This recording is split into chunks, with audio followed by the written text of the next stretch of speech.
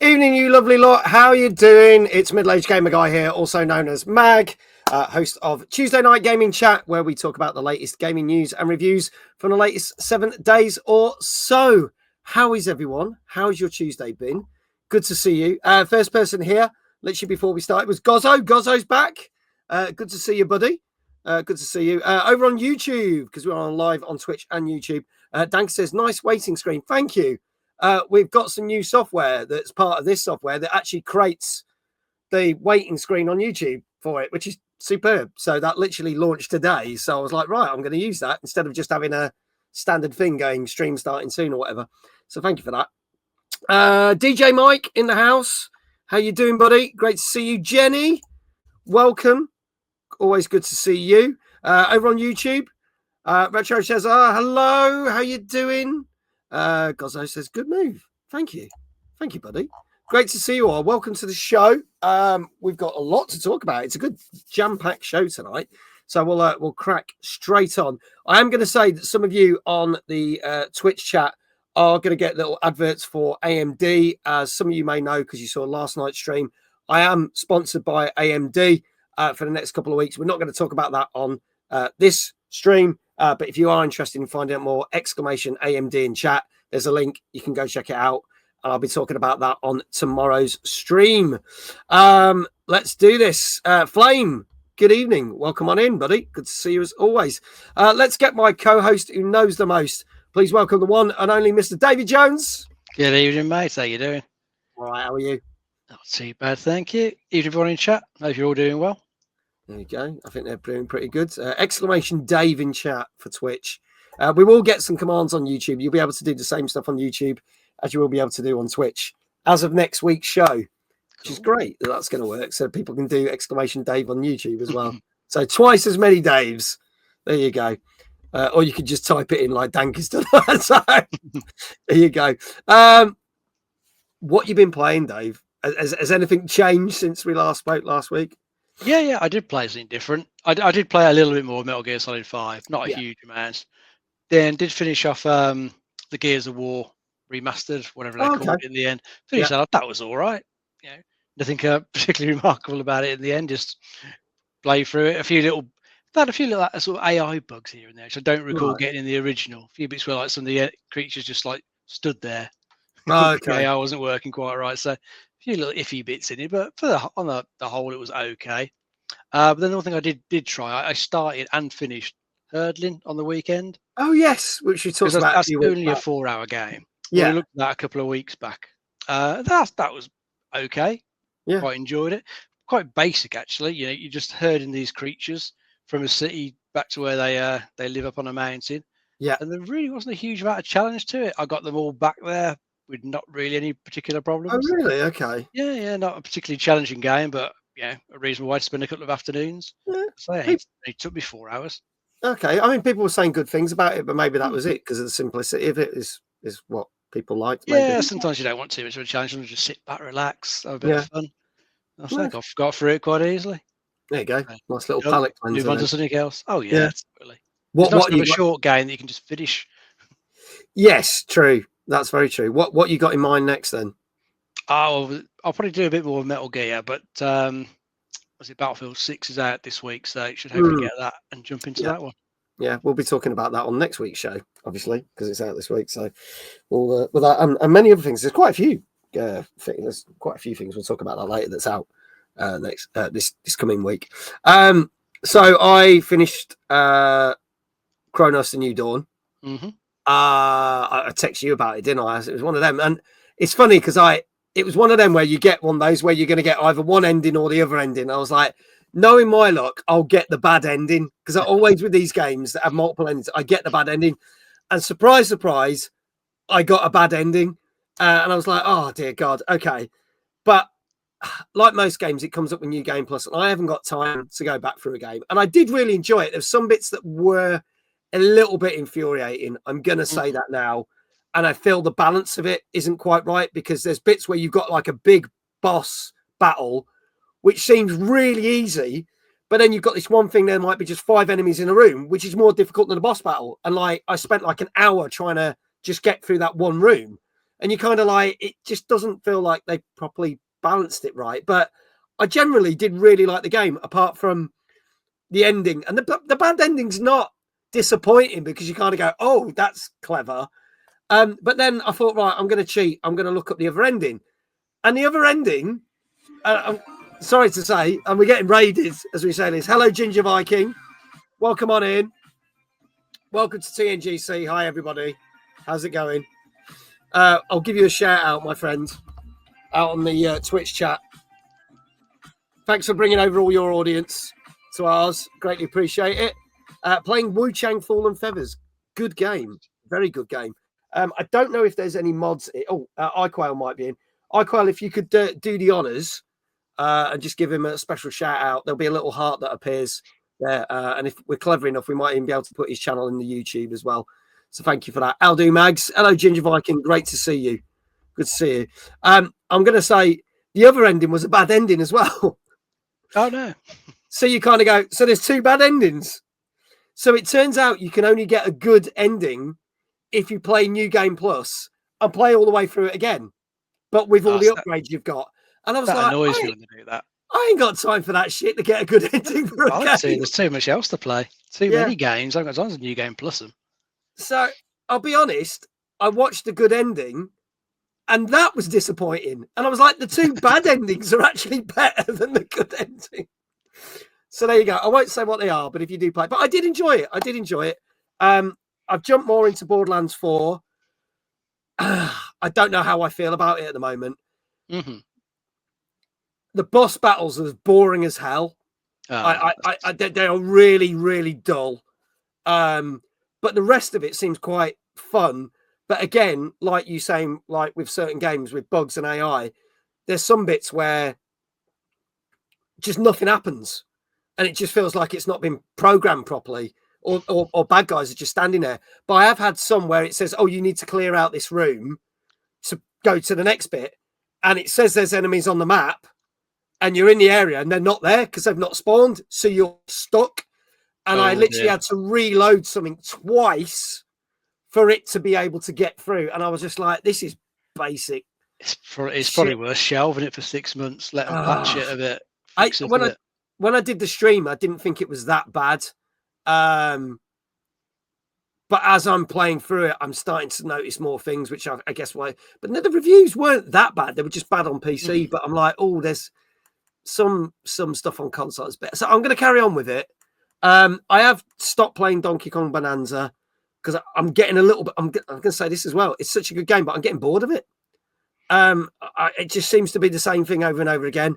So I'm playing a bit of Kirby on the Switch too, just to, mate, and then I will go back because I do want to finish it. But I don't know. Everybody raved about that, and I just felt it's very samey to a point. Well, so I don't know if I'm going to get the problem, can't it? A lot of these games just go on too long. Yeah. Yeah, they try to justify their price tag by just dragging everything out. As you say, it just gets repetitive. I've found that. Games, it's one of them. Oh, forget it. Yeah. Better things to play. Yeah, I think that's the thing. Ginger Viking, thank you again. Thank you so much for that raid. Greatly appreciate it. Ems is here. Good evening, Ems. Sophie, yo, sup, bitches? How you doing? Gilfly, good evening, buddy. How are you? iQuail, thank you so much for doing all those shout outs. Good to see you. Yeah, Danka says, yeah, heard the bosses are stale on Borderlands 4. Yeah, they really are boring. Chaotic, good evening. Hello, you wonderful beans. Lovely to see you. Victor 6 Games, good evening. Loving the new Seafarer game. Heard about that. I've seen some people play that, actually. Don't think I'd seen any reviews as yet, though. So I don't know whether that's something we'll cover or not, but I have been hearing things about it. Gozzo says, I will stay with the classic. It's much fun, as in the original Borderlands. Yeah, the first Borderlands was brilliant. It's a C6 simulator. Well, yeah, I know people who can't stomach playing games like that because of the bobbing, a bit like Sea of Thieves. Anyway, enough of that. Let's bring on our guest. Welcome in everyone that's just joined us. So on Saturday in Derby, we have the TR29 event, which is the Tomb Raider 29 event. Now, some of you that came to Timeless will have met this wonderful gentleman, along with Daryl, who was on the show a couple of months ago. Plus, we had our wonderful Making of Tomb Raider panel, which was co-organised by this said person and Daryl, who is here.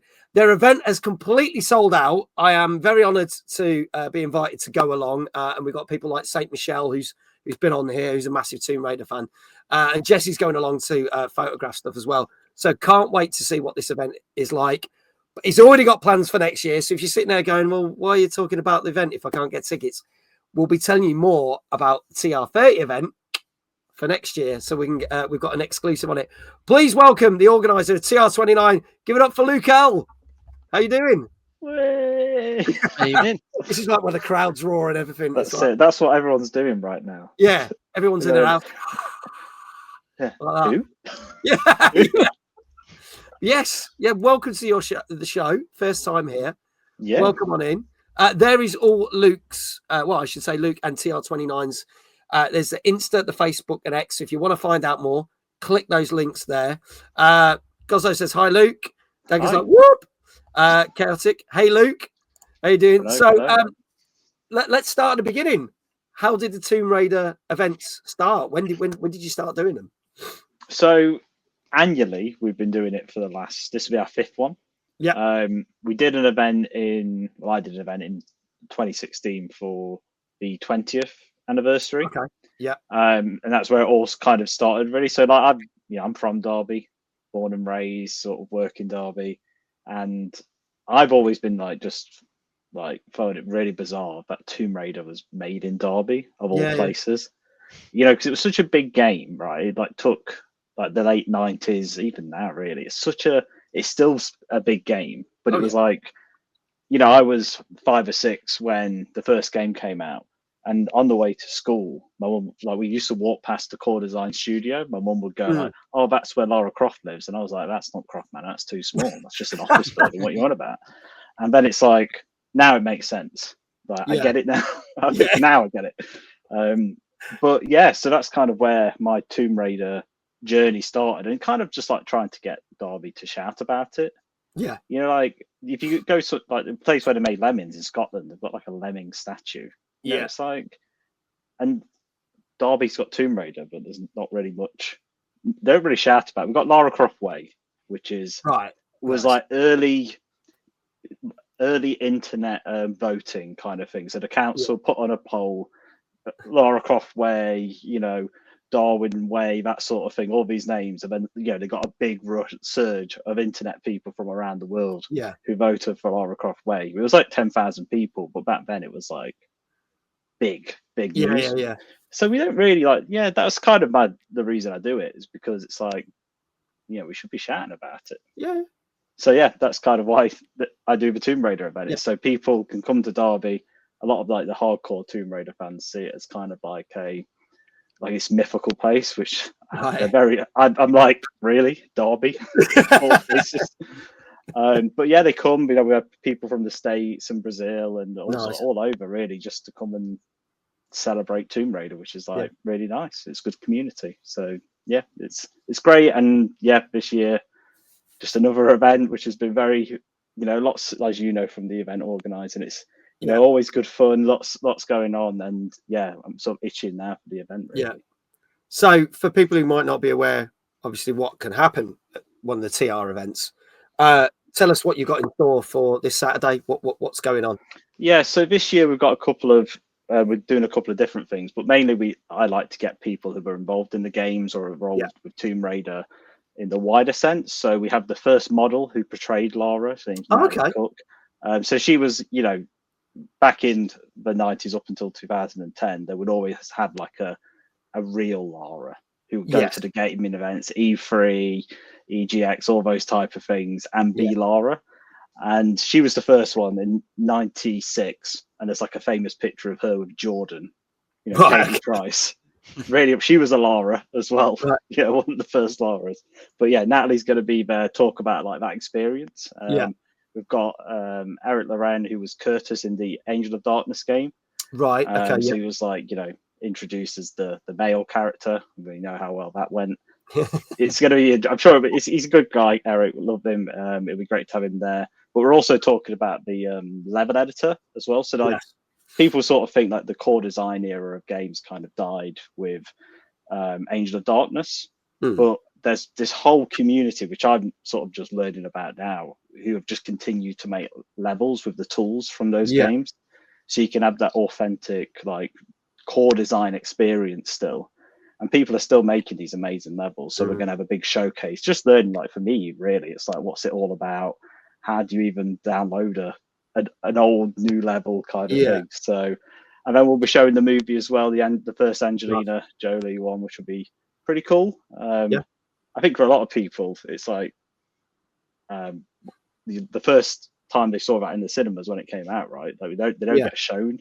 So for a lot of people, it's a bit of a treat to see like, the films in a cinema, proper cinema. So that sort of stuff. I saw it at the cinema when it first came out, and I don't think I've ever seen it at the cinema since. So it'd be quite cool to see it. Yeah. There's a lot of little things like that. We've also, like, recently, which was quite a big win, was there's a Tomb Raider board game coming out called The Crypt of Kronos. Oh, is there? Right, okay. Yeah, they've like massively successful on Kickstarter, but they've lent us 2 of the board games, so the prototypes. Oh, sweet. So, okay. Yeah. So we'll have them on display, because I think either a lot of people would have bought it, but also we've got like a discount code we can share at the event, which will be people get at the Kickstarter price. Yeah. So yeah, that's kind of like because we've done it for so long now, we kind of get these little wins sometime of people kind of acknowledging our little event, which we quite like. So so lots of stuff, just lots of Tomb Raider fun for the day. And there's signings and photo opportunities and other stuff that people can go to as well, isn't there? Signing, photo opportunities. We do them every year. They're really, they go down really well. I think, because a lot of people, like Judith Gibbons, who was the second voice of Lara Croft in Tomb Raider 2 and 3, I would argue are kind of, that's when it peaked. Like, they were the best games. Like, 2 was amazing, 3 was even better, and they kind of peak and then go down and then come back up. And she'll be there, and she's just like the most amazing person. Like, she'll give anyone the time of day, and then nip out for a cheeky fag afterwards. So she's like, it's just surreal when you see her outside, just sort of pumping away. But so it's going to be a really cool day, and I'll look forward to hearing what you think afterwards. So Dave Johnson's here. Good evening, Dave. He's our community member of the month, so we need to give him a shout out. Dave says, "Hey, it's Luke who stole all my chairs at Timeless." Sorry. Missed the chairs. Well, the problem is, like, they kept turning up. I know, that was it. They kept more and more. I don't know where there. This is the fun with the Tomb Raider people. They said, "Oh yeah, we're going to be here." They were there on the day before, on the evening do. And then they just didn't see him until it was about time, and they just kept appearing. It's like, "Do you want a chair?" And I get them a chair, and they walk off. So sorry. And then Pixel Mag. He took my chair and took it on stage. We had a load of chairs on stage, so I don't know what was going on. I don't know why he didn't want to sit on the stool, so he took my chair. I'll have a word with Paul Monaghan about that. Yeah, that was it. Paul, Dave also says, I also hear Twitch streamer Steve Ward is presenting a panel. He's a lovely guy. Yep, Steve's going to be there. He's a big supporter of the event and sort of big in the Tomb Raider community as well. And he'll be there talking to Eric. Nice. Sort of learning all about AOD, which will be really interesting. And it's always good fun when Steve's there. We try and get a lot of Tomb Raider like community in there as well. Try and get them involved. And Steve's always up for having a chat with someone. Nice. Dave says, I never want to see a chair again. Brian, our guest from last week, Brian from UK Gaming Network. Hello. He says, typical Paul. Yeah, Paul Monaghan nicking chairs. There you go. I tried to tell Steve about your stuff at Timeless, but he kept ignoring me. Well, there you go. I'll tell him. I like Steve. I've already upset Dave by taking his chairs. Can you respond? Oh, well. On that bombshell, should we crack on with the show? Let's get going, mate. So if you want to find out more about the TR29 event, links will be dropped in chat, but we will talk about TR30 a little bit later on the show. But for now, this is our 237th show. We've got 8 new games for you this week. We've got Alien Rogue Incursion, which was the VR game that came out in Christmas. now turned into a console game. We got Final Fantasy Tactics. We have got Lego Party, a game that I don't think anybody knew about, which is really bizarre. We've got Ghost of Yotei, which is a game that everybody did know about. Super Mario Galaxy 1 and 2, because it's Mario's 40th anniversary. And the game that I know Dave Johnson is looking forward for is Digimon Story, Time Strangers. We've got all that and more. Plus, we're going to be discussing the fact that Microsoft literally have really pissed off a lot of people with Game Pass. So we'll be talking about a lot of Microsoft stuff during the show.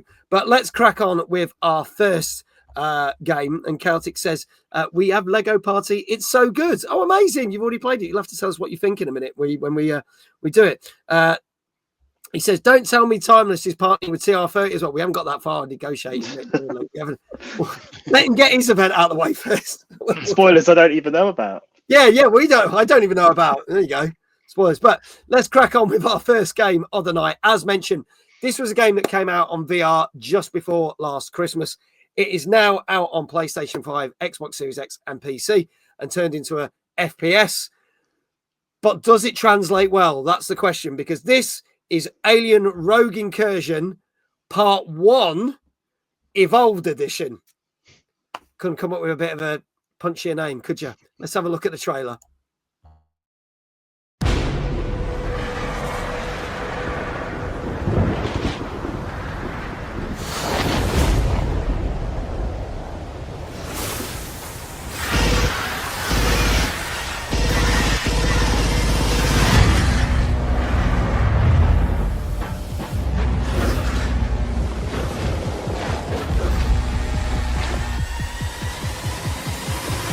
Xenomorphs.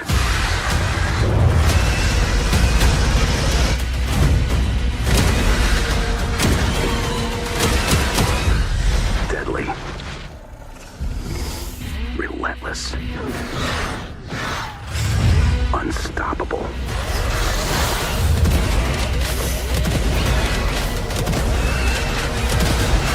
If they reach Earth, humanity ends.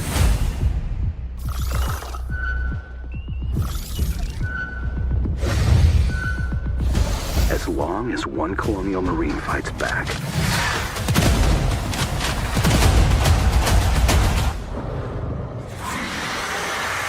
we still have a chance to survive.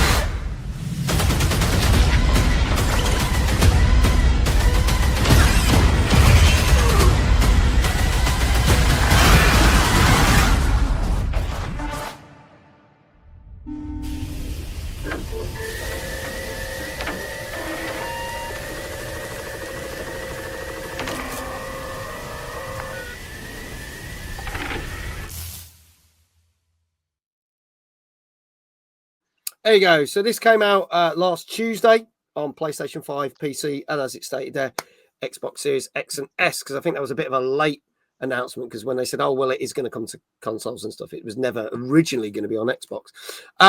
So, Dave, obviously we didn't actually talk about this, I don't think, when it came out, because one of those games that came out late in the year, quite late in December, so it actually missed, it landed like after we'd finished like packs up for Christmas and everything. So for those who are not familiar with it, tell us a little bit more about this and then why it's translated into a console release.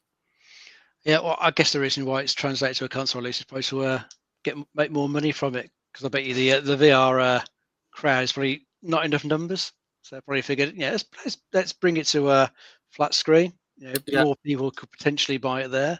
So I bet you that's the main reason for that. But it looks like they've done a pretty good job in converting it. I still think probably VR is the best way to play it, because having those aliens come at you and basically jump at you in VR would be, definitely quite scary. When I was watching like a video of this, I was kind of thinking that the aliens didn't really look particularly good on like flat screen, just the way they were moving around and, where they're like just trying to like punch you if they got really close to you. Looks a little bit average, I'd say. Not quite up there with Alien Isolation, which, had that single alien that was just hunting you. All you could do was scare it off, or just hide from it. It could one hit kill you. So I think probably any sort of aliens going like this is always going to suffer a little bit, where you sort of see how the AI is working after a bit, and probably start to find it a little bit repetitive in what it's doing, not quite that scary. So I'm not quite sure if this will be quite as good as the VR version in that respect. Still looks like it might be a bit of fun. I don't think it's particularly expensive, but it's the usual sort of aliens type story where your character's gone on a rescue mission to a planet where all communication suddenly died. Yeah. Of course, you crash land on there, so you know what's going to happen. You're going to slowly explore the facility, see more and more aliens come out. You're learning more about what the corporation has been doing on the planet. Looks like it's pretty sort of standard stuff for the franchise. This one is set between Alien and Aliens. Right. Okay. So it's plunking itself just in that particular bit of the timeline.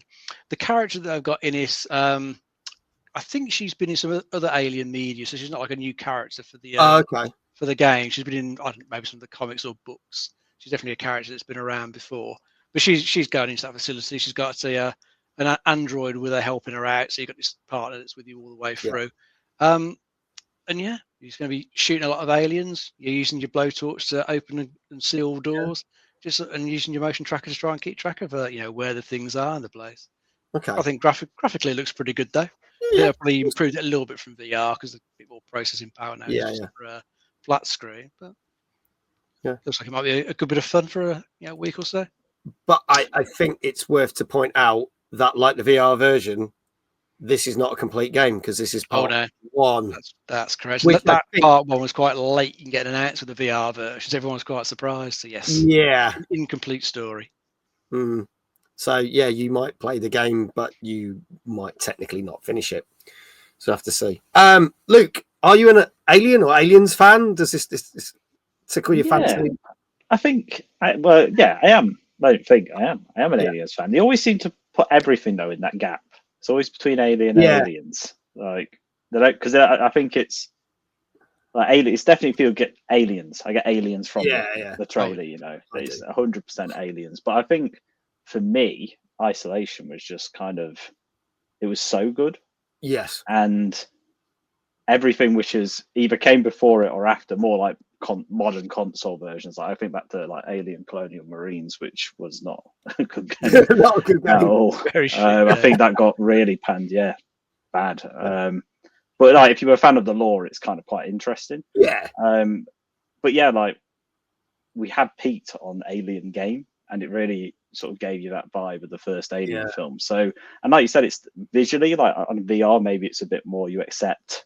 It's not going to be quite as polished or because of the tech and things like that. But yeah, I don't know. I'm sort of looking at some of the scores which are popping up, and I'm unsure from the trailer. And I think that part one was quite surprising because there's a lot of either there's a lot of confidence it deserves a part two, or it was two parts anyway, and they've decided maybe like you were saying, like why have they done this? Probably because like you say, the VR audience is so small that they can stretch it out for two games. And then you do a VR version and then another version.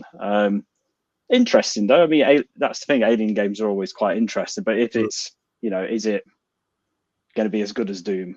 Probably not. But will it be good, like you say, for a week? Yeah, probably. And then that's it. Yeah. Okay. All right. Just a couple of things I want to say before we talk about getting your scores in chat. Big shout out to Brian, UKGN, Zoibo. Thank you so much for the Prime sub. Greatly appreciate it. Also, Gilfly, I had a sub come from you just as we started the show, but obviously it didn't pop up on the screen. So thank you so much as well, Guild, for your sub as well. Greatly appreciate it. Now, for those who might not be familiar with the show, we technically don't review the games, but I scour the internet to find all the review scores I can, smush them into a little ball, and take it as an average score. Now, you may agree with it. You may not, but it's a bit of fun, and we want you to guess the scores. So you'll see some scores in the chat, and this is both for the YouTube audience and the Twitch audience.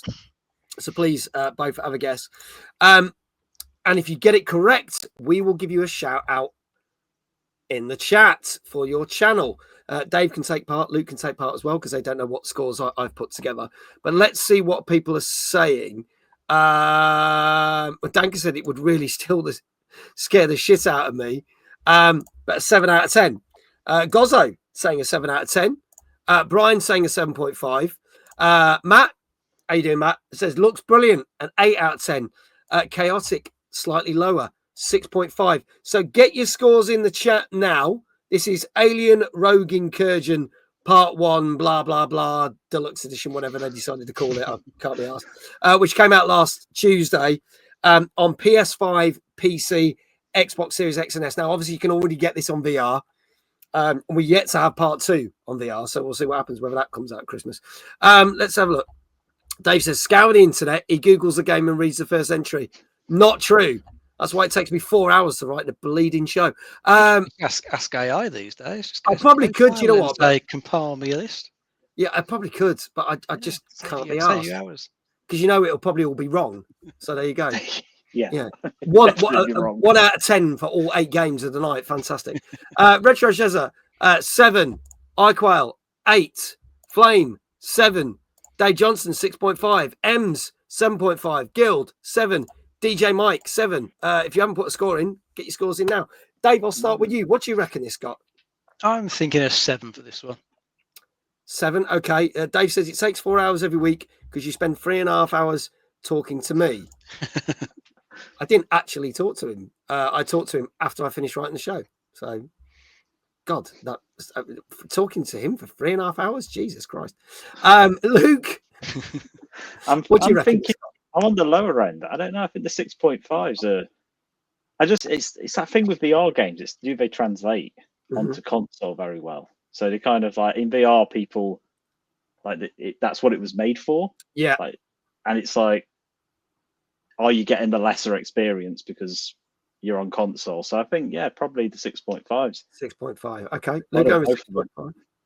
Okay. Dave, did you say 7? Sorry. I did 7, mate. 7. Okay, 7 for 7. So we've got a lot more 6.5s and 7s. Obviously, iQual's gone for an 8. Matt's gone for an 8. So it seems to be more that sort of thing. Are still on the first for second game now. I don't know. We haven't heard anything about the second game, like Part 2. No, nothing at all. No. So, is Gozzo asking if we're still talking about the first game of the night? I'm not sure. We're dragging it out. We're still on we're still on the first game. We're dragging this out. Folks, it's your last chance. This is only Alien Rogue Incursion, which came out last Tuesday on PS5, PC, Xbox Series X and S. And if there are no more scores in chat, I can tell you that this did okay for translating from VR. But as a lot of you did say, and a lot of you did get this right, this was a 7 out of 10. 7 out of 10. iQual didn't actually see the trailer. I'm just sitting down with RT, says iQual. Well, you were close. You were close. But well done to DJ Mike. Well done to Guild. Well done to Danker. Who else we got? Flame got it right. Retro Shazar got it right. I don't know if to say Shazar or Shezza. I've always let me know if I'm. Sounds better when you say Shazar. Shazar, yeah, I don't. What's that? Gozzo, well done as well. You all got it right. So all the shout outs are going out for them. And Dave, you can do exclamation Dave in chat because Dave got it right. Yay, guest cat. There you go. Hello. Dave is not a streamer, for those who don't know, so we can't give him a shout out in the normal way, but we can do something special for him. Dave, how would you like your first shout out of the evening? You can start off and spinning on the chair, mate. Spinning in the chair. Yeah. We'll get you to take those shelves out one day. It's going to happen. I'm going to say, is there a space? It's going to, no. Doesn't look it. Doesn't look it. And I've got to try. It's an awkward shuffle. Yeah, I've got to try and do a Just Dance stream in this space. It's like that blooming Peter gave it a sha la la la la la la la. It's like that. Right, here we go. Dave! Very nice. There you go. And I managed not to kneecap myself. So that was good. Thank you very much. Congratulations to everyone who got the first one right this evening.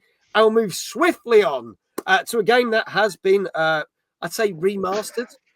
This is a game that's actually come out. This is the third time that this has come out because it's been out on original PlayStation, I think PSP, if I've got that right, Dave. And now it makes its way onto PS4, 5, Xbox Series X and S, Switch, Switch 2, and PC. And we are talking Final Fantasy Tactics. This is called the. Let me get this right. This is called the Iverlice Chronicles. I think that's the way you pronounce it. I'm not very good with these name titles, but here's the trailer anyway. If you have no idea what we're talking about. I had lived my life the only way that I had known. But when the pillars of that life came crashing down, I did not stand by and watch them fall. The people tire of war, and their disdain for the crown waxes with each passing day. We Beals know our way around the battlefield. It is vital that we learn from our mistakes and ready ourselves for the next challenge. Time to show off my skills. This is it!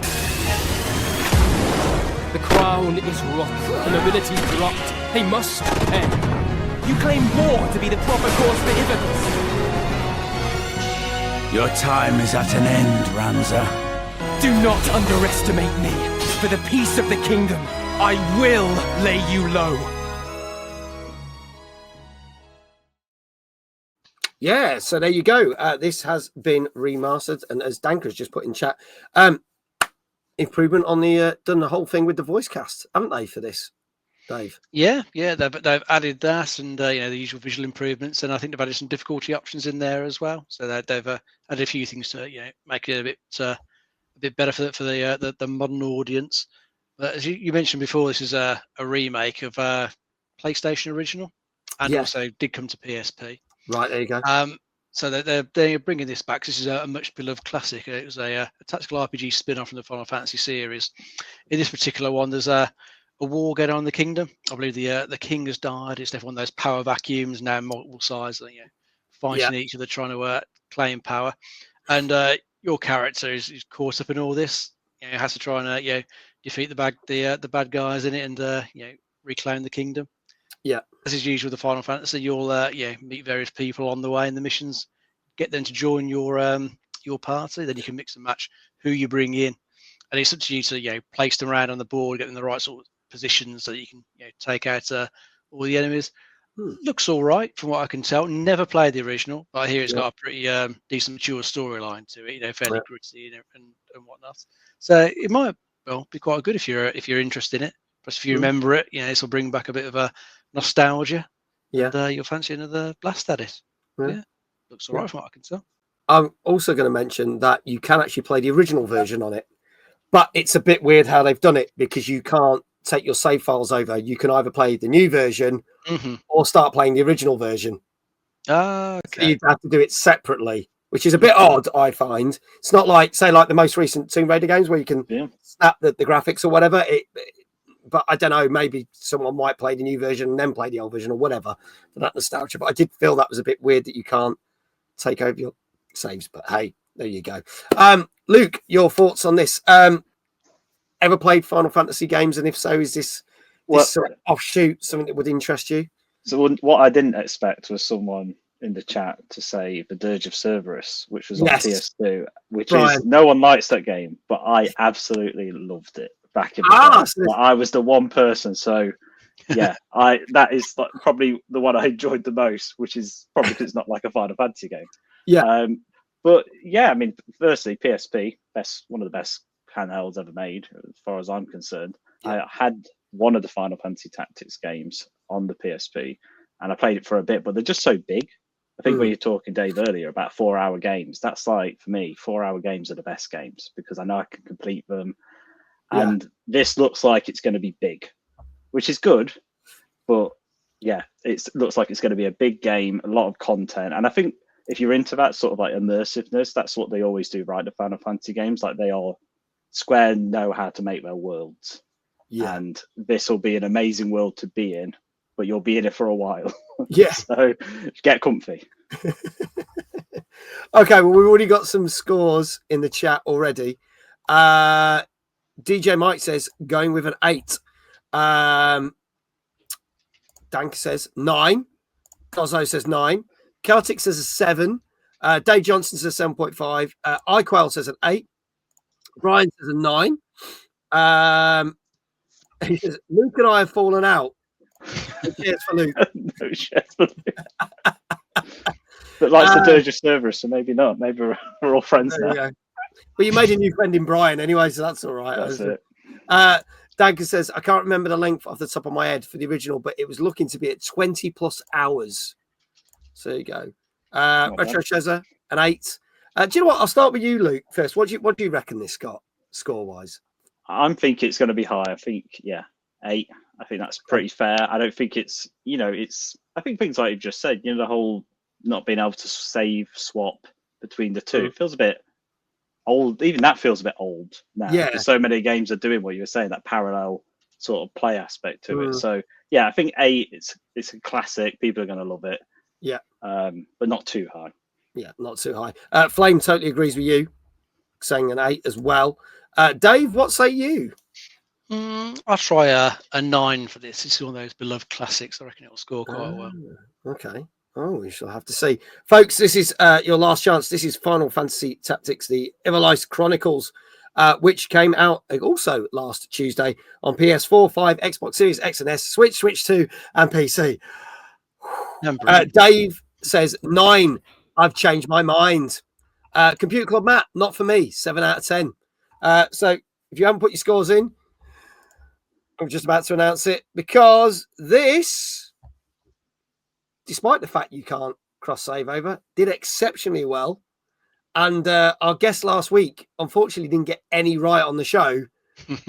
Now got his first one right, because Guildfly has snuck in with an 8.5, but that's not good enough, because this did get a 9 out of 10 on average.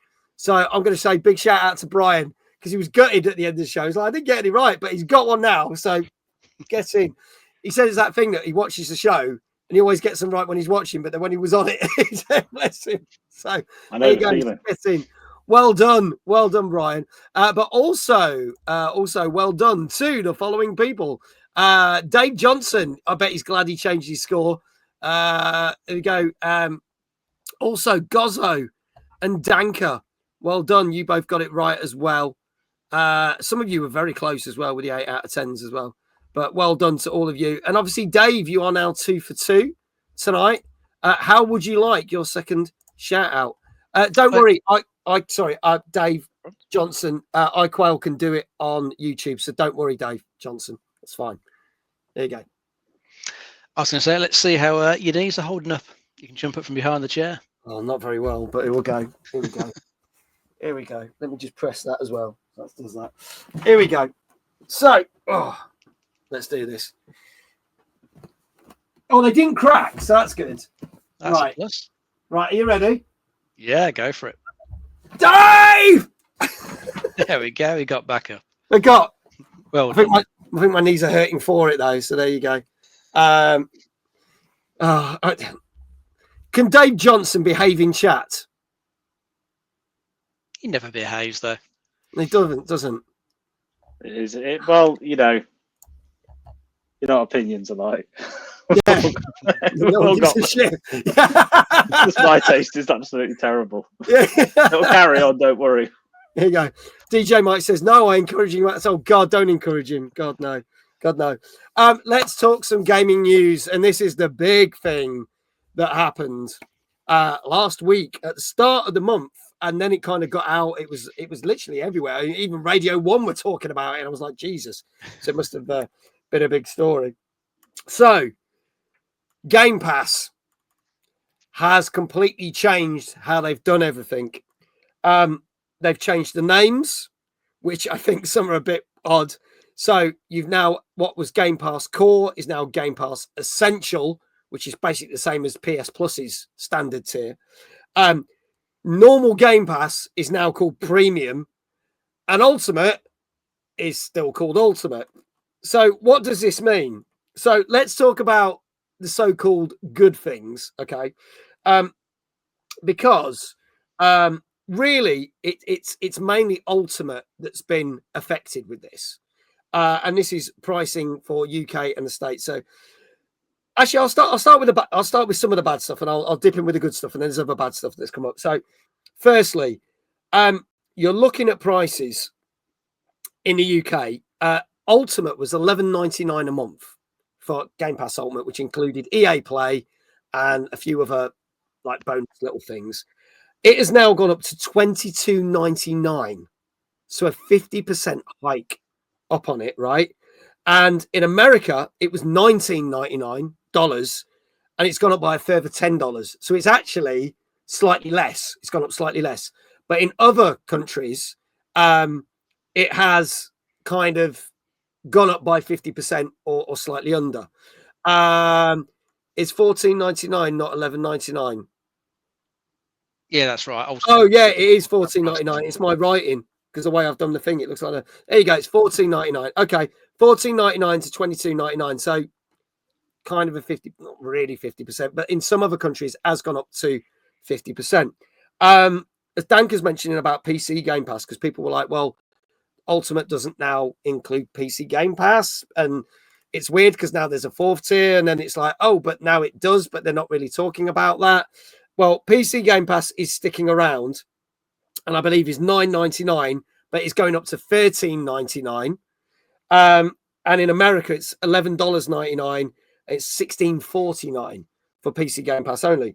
But what they're pushing is they're kind of pushing, say, well, Ultimate's the best package, because now with Core, you only got about 4 or 8 games.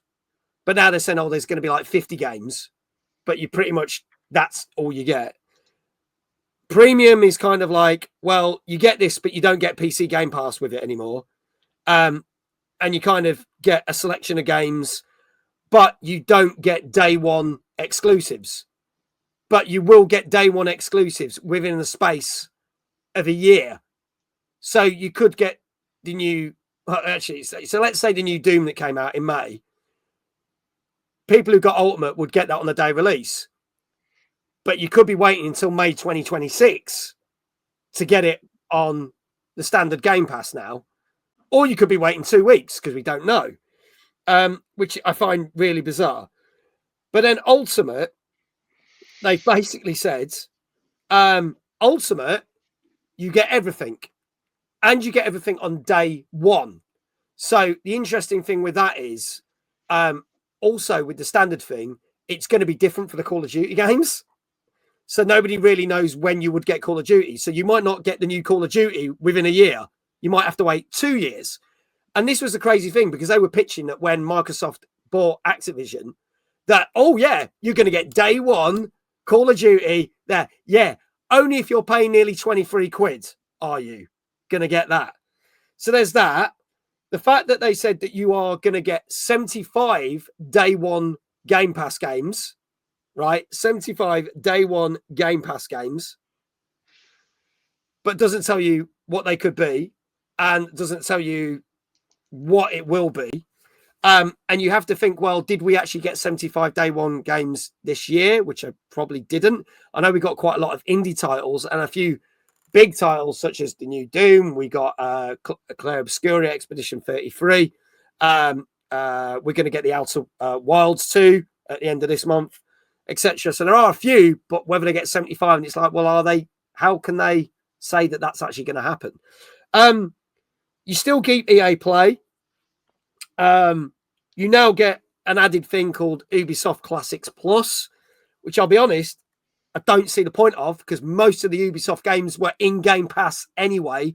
And I actually looked at it, and there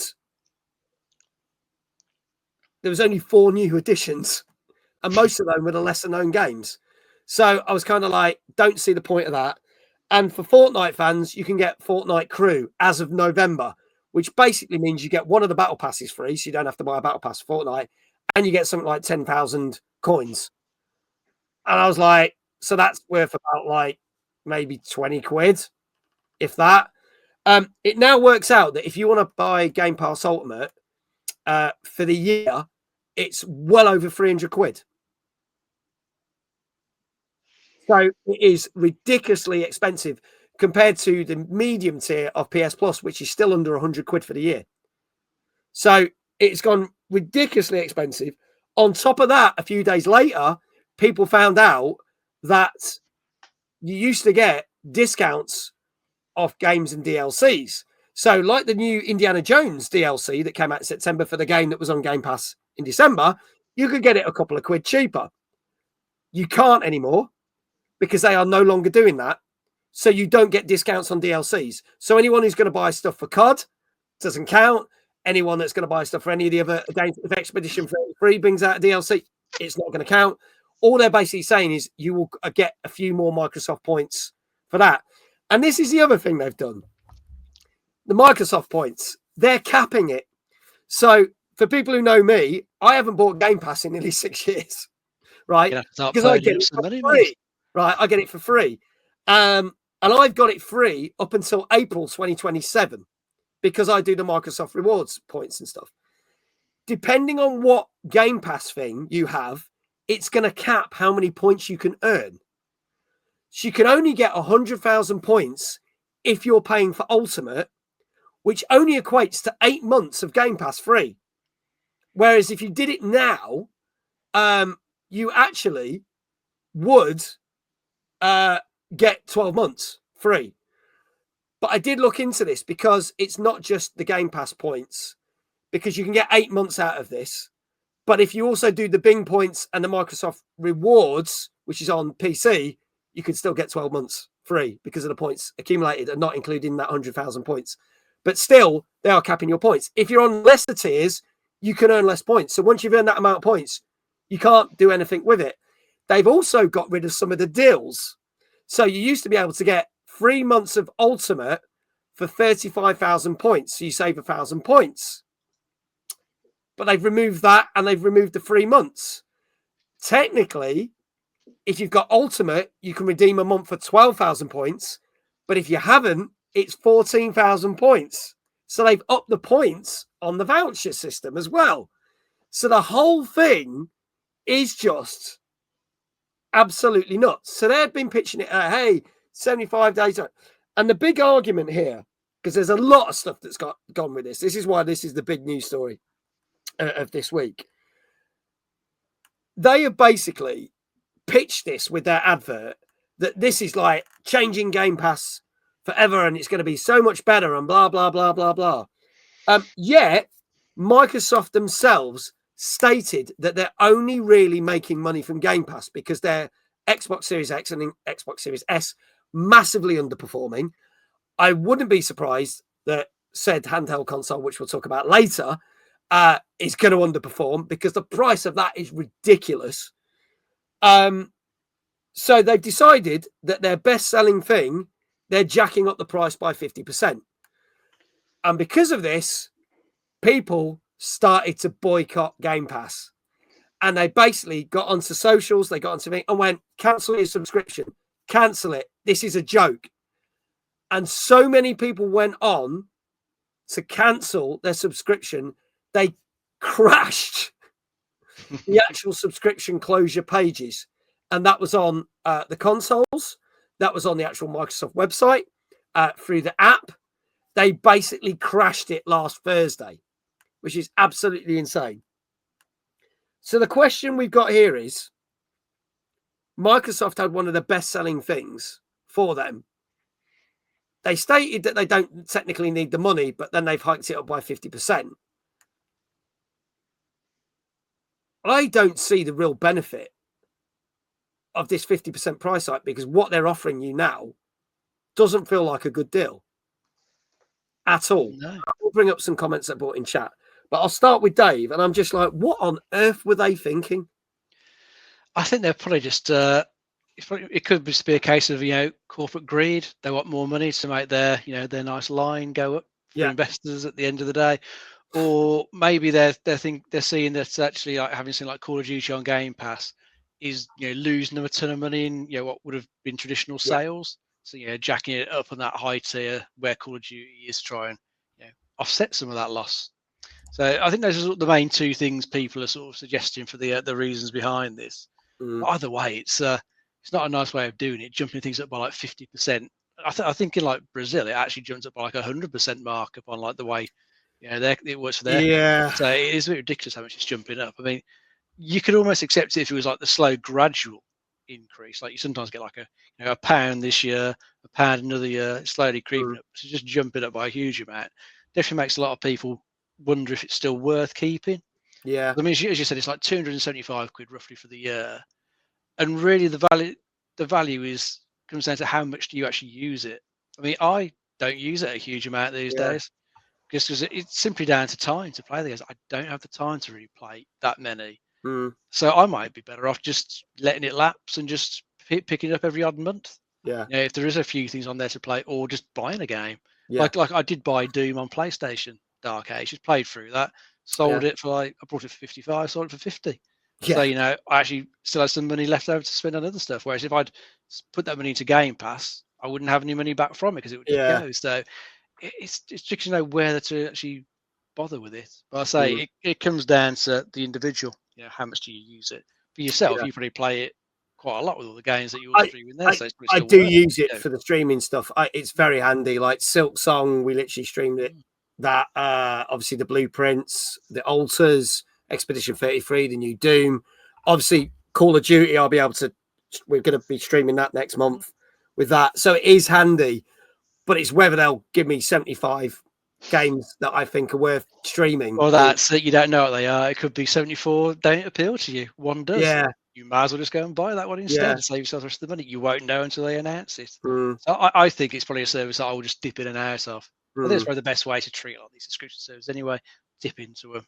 Watch or play the stuff you want, and then let them go for a bit.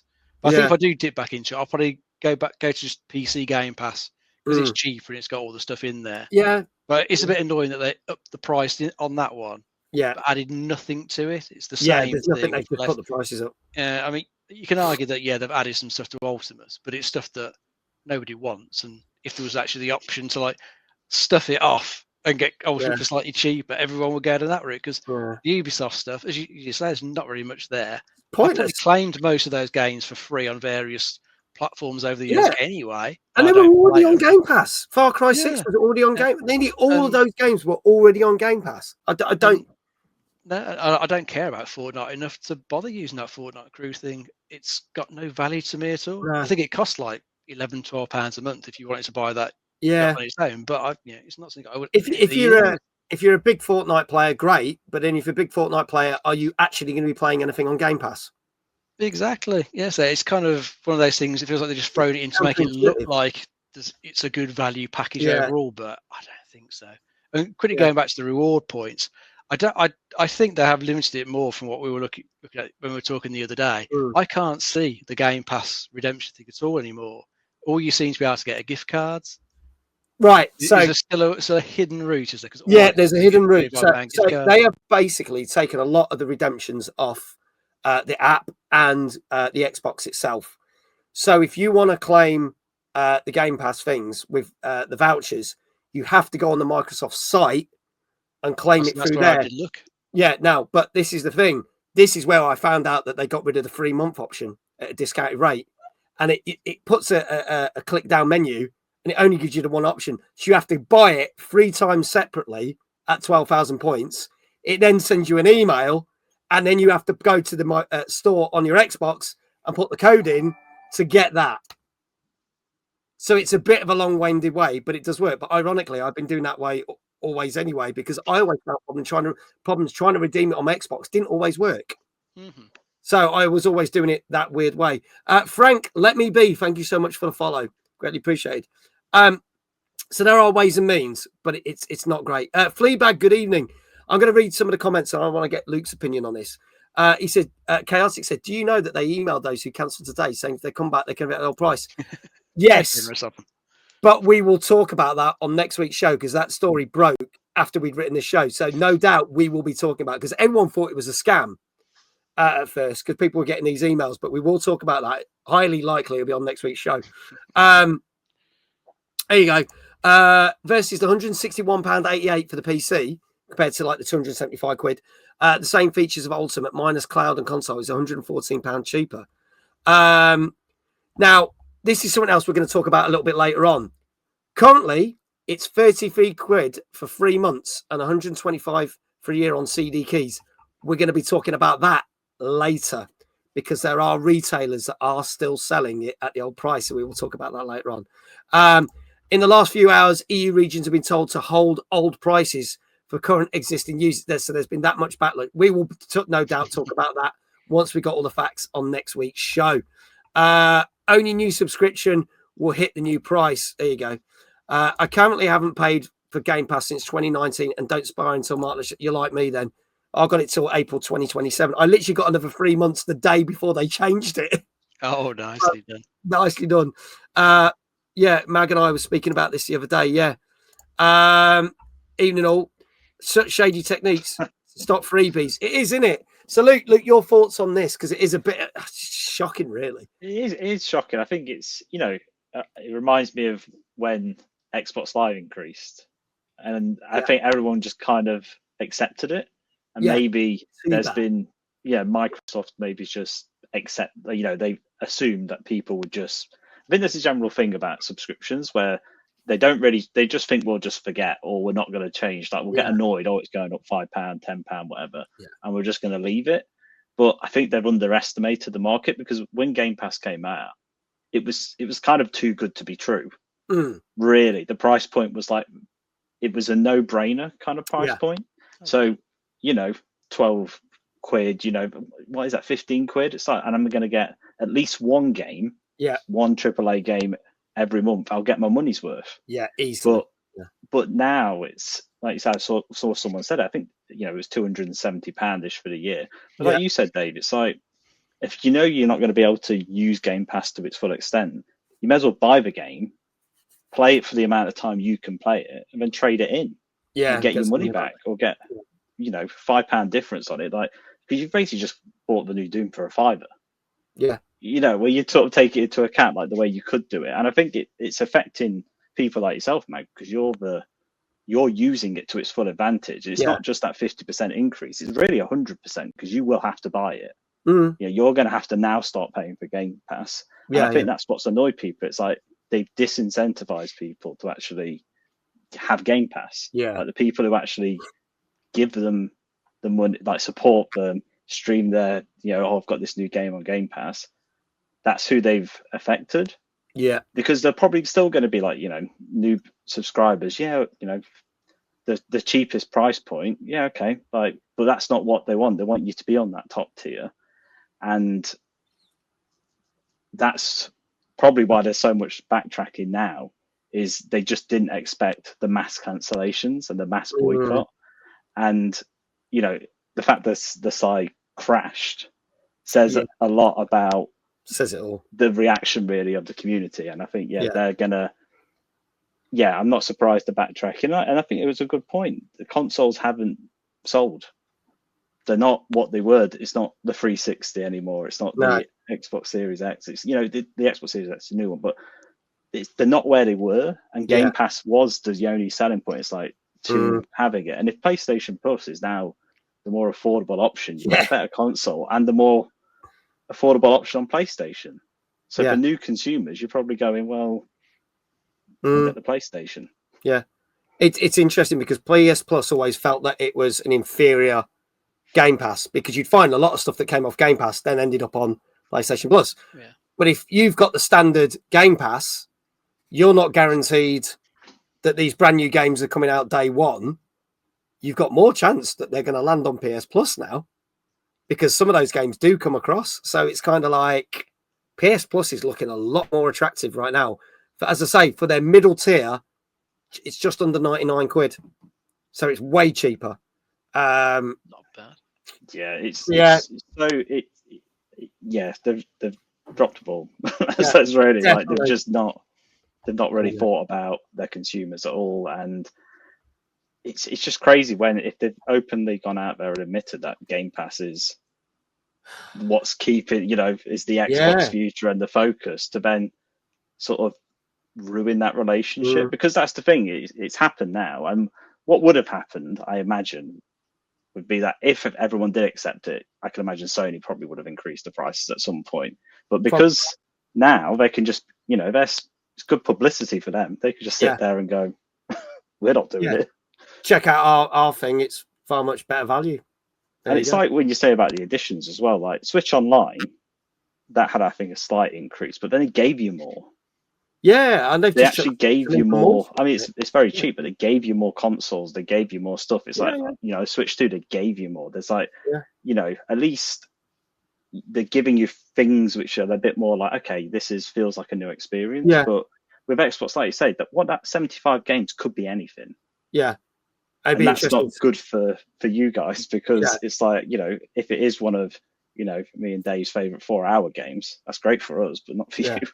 No, true. We'll have to see. Well, we'll have to see. We'll be talking more Xbox Game Pass and Microsoft a bit later on in the show. Let's crack on with some more games. I'm just going to bring this one comment. It's like when Microsoft originally announced the Xbox One with no physical discs and Sony mocked them with it. True. On the fact that the Kinect was always going to be on watching you, that went down like a lead balloon. So they backtracked on that as well. So I wouldn't be surprised if they backtrack even more, because Microsoft are famous for doing it. I'm not reading it. I blame Luke, much like how he hoards all the shares. He advised Microsoft to hoard money. Yeah. PlayStation found it hard, that's why. Yeah. I'm sure if you did advise Microsoft, you'd be a very rich man. Let's move on to our next game. This also came out last Tuesday. I'm going to say this came out of nowhere because I didn't hear a thing about this game. But obviously, capitalizing on the success of the Mario Party games, Lego have done their own version. This came out on PS4, 5, Xbox Series X, S, and 1, Switch, and PC. And this is surprisingly titled Lego Party. It's showtime! So make some noise and welcome your hosts. Are you ready to Lego Party? Let's meet our contestants. There's over 1 gazillion combinations. But I wonder if they have any idea what's in store for them. Oh, I doubt it, or they wouldn't have signed the waiver. We've got giant space aliens. Power-up popping rainbow unicorns. Monsters from the furthest realms of Ninjago. And a lava-roasted rotisserie turkey. Turkey. It's an action-packed contest for the most golden bricks. Change up the game every time you play. So many awesome choices. Which one will you choose? Can I play against my friends? You can play anyone, anywhere, online or on the couch. Well, count me in. Check out our 60 amazing mini-games. Cue epic montage of minigame mayhem. Now there's some mini-games that really bring out the competitive side of people. Ooh, I felt that one. So who will be our champion? Find out in Lego Party! And that's a wrap. Whew, I need to get out of these pants. Press the stop recording button, Ted.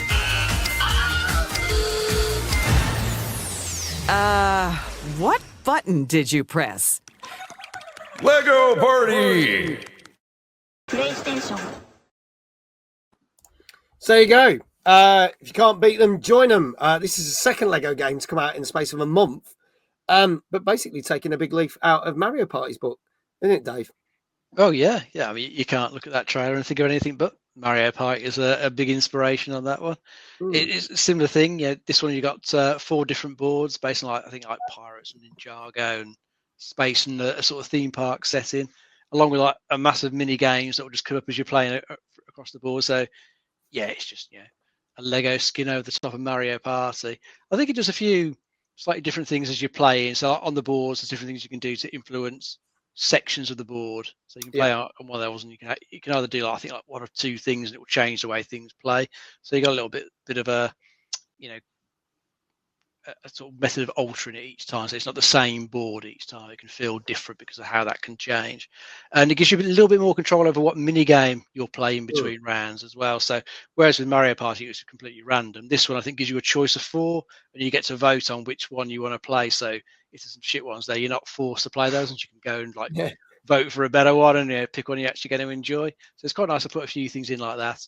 And it also takes away the thing that Mario Party does at the end of its rounds, where it gives those random stars to people. Yeah, I never like that. So you don't have that. So it's just, you'll play the game, and whoever's got the most stars at the end of that, or most bricks at the end of that in this one, will be the winner. You don't get to as you happen to jump on the most like red spaces or whatever it was. Yeah, it's some very far. random rule that nobody knows about. When you're like, that piss you off sometimes in Mario Party. But otherwise, yeah, it's the same sort of chaotic sort of multiplayer fun you're going to have with Mario Party that you'll have in this one. Looks like it's got like some fun narrators there who will say stuff while you're playing. They seem quite amusing. And graphically, it looks pretty decent. You know, you can tell it's Lego, no question about that. And I think it's got like an absolute ton of like Lego characters you can pick to play as. You get a lot more as you play, or you can like make little custom ones with the different parts. So a lot of choices there for the character you're picking. So I think it looks pretty good fun. I like the Mario Party games, and this looks like it should be just as amusing as those. Plus, this is on more platforms. It is, and it's multiplayer, so coach co-op and online co-op, which is great. Yeah, and Brian said, "Really want this? Should be great for multiplayer live stream." Yeah, it would be. You can buy them with winnings. These are the characters. There's a lot of minifigs from the blind bags in there. You used to get. Luke, your thoughts on this one? I think it looks like just fun. Looks like good fun. I think Dave just took the words right out of my mouth talking about the fact it's on other platforms, because Mario Party is an amazing game. Yeah.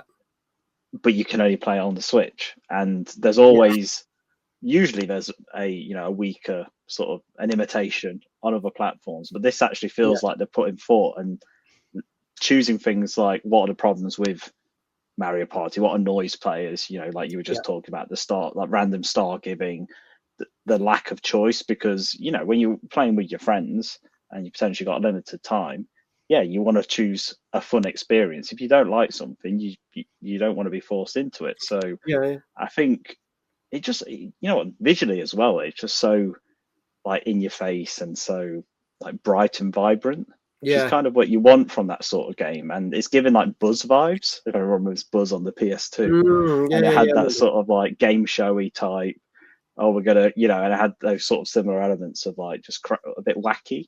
And that's kind of what you want. Like, it definitely feels like you could have a short game of it, have a game with your friends and put it down, not one you'll be playing consistently. But then it, I guess, speeds into that collector mentality of, if there is a sense of randomness, people will be like, okay, I want to get the next minifigure.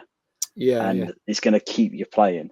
But I mean, Lego seem to be doing pretty well recently with some of the games, and they're definitely tackling, like a bit like Mario in some ways, tackling all sorts of genres. Like, it's not just party games. They're doing, little world builder stuff. It's, they're really like trying everything. It's like, it's great to see a strong IP from it. There we go. I did see this in some of the reviews. Brian says it's the same developers that made the Moving Out games. So they had to make fun multiplayer games. I love both of those games. They're really, really good. Let's see what scores we got in chat. Chat, get your scores in now, because this is Lego Party, which I'd never seen advertised anywhere until it came out, which is really bizarre. Came out last Tuesday on PS4, 5, Xbox Series, XS1, Switch, and PC. DJ Mike saying, let's start with this. It's Lego, 9. Dave Johnson, 9. Danker, 8. Fleabag, 8.5. Celtic, 8.5. Brian, 8.5. Gozzo, 8. Retro Shazar, 8. Iquel, 8. Dave, I'll start with you. What do you reckon? I'll try an 8 for this one. Okay, 8 for this one. Luke? Oh, I'm going to go 9 because it's Lego. Okay, 9 because it's Lego. Flame saying a 7.5. Matt saying it's a 7.5. If there are no more scores in chat, I can tell you that this does give Mario Party a run for its money. So you might want to check it out, because this got an exceptionally good 8 out of 10. Cool. Wow. 8 out of 10. So congratulations to the following people. Iquail, Retro Shazar, Gozzo, Danker. Well done. You all get it right. You're going to get shout outs. And as I always say, please do give these people a follow when their links come up, because they spend the time to watch this show week in, week out. So please do go give some love back. We'd greatly appreciate that. Dave, we need to give you another shout out, don't we? Yes, we do, mate. Do you want to do your walk on from the side? Yeah, you're doing free for free. You're doing good this week. All downhill from here. Yeah, it probably will be. Real me or retro me? We'll go with real you for a change. Okay, all right. Okay. I don't know what this is going to be. Are you ready? Oh, yeah. Edge of my seat, mate. Okay. Dave! Very nice. There you go. I didn't expect that. No, there you go.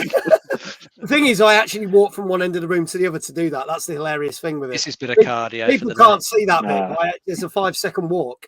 But there Dave's you go. doing you a favour. Yeah, Jump in, walk in. Cardio. Because everybody knows I'm such a fat bastard. So I could do with losing some weight, I'm not joking. There you go. All the shout outs are there. Thank you so much to everyone. Right, let's move on to our fourth game and another kid-friendly game. Also came out on Tuesday. This is on Switch, PS5, PC, Xbox Series X and S. And this one is Nicktoons and the Dice of Destiny. Let's have a look at this. I wish I were in a Creatures and Chasms world, playing the game for real. Roll 'em, Cosmo!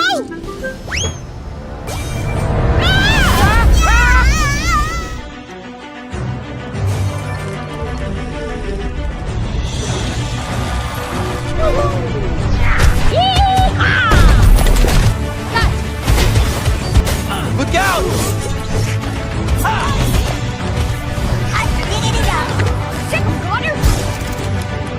Take that!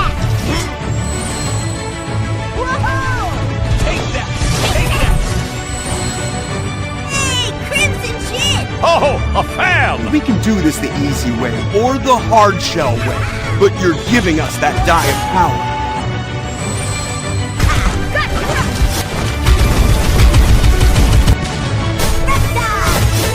It's the end of the line for you.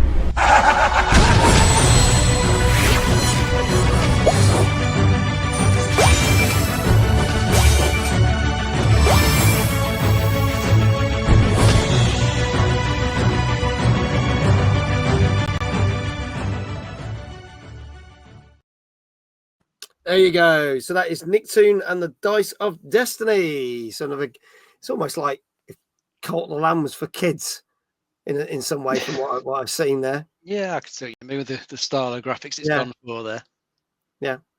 But yeah, this one is an action RPG, so it's going to like reimagine some of your favorite Nicktoon characters into like RPG sort of stereotypes. Like you kind of got SpongeBob's kind of like a nice that focuses on like melee combat, and you got a few of the other characters in there.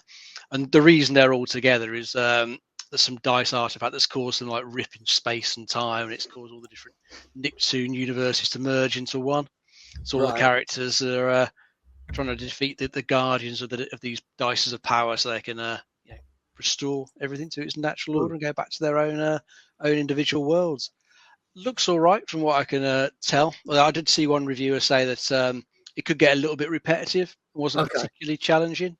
So yeah, it might depend on the type of person who's playing this, whether they care about those sort of things. Probably like younger kids who enjoy the cartoon characters might not be too fussed about that. Might just play for it and enjoy it. But older gamers who are a bit jaded, probably like us, might think, oh, it's going on a bit. Play this a bit too similar. I'll move on to something else.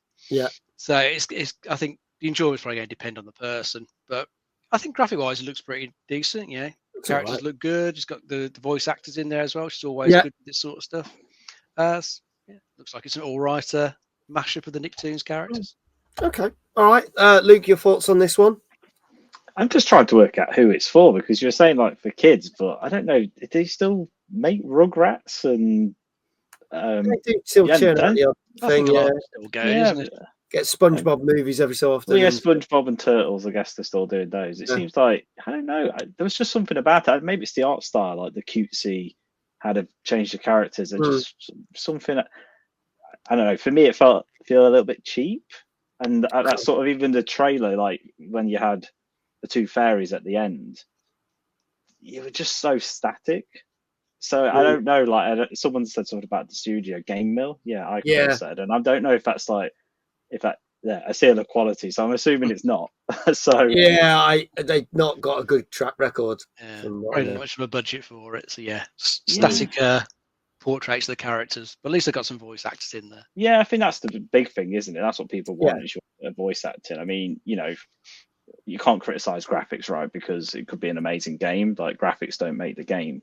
But yeah, there's just something about it. Maybe it is just that you get the sense of that repetitiveness in the trailer a little bit. So yeah, it's not been as interesting as the other things I think we've seen tonight, from my opinion.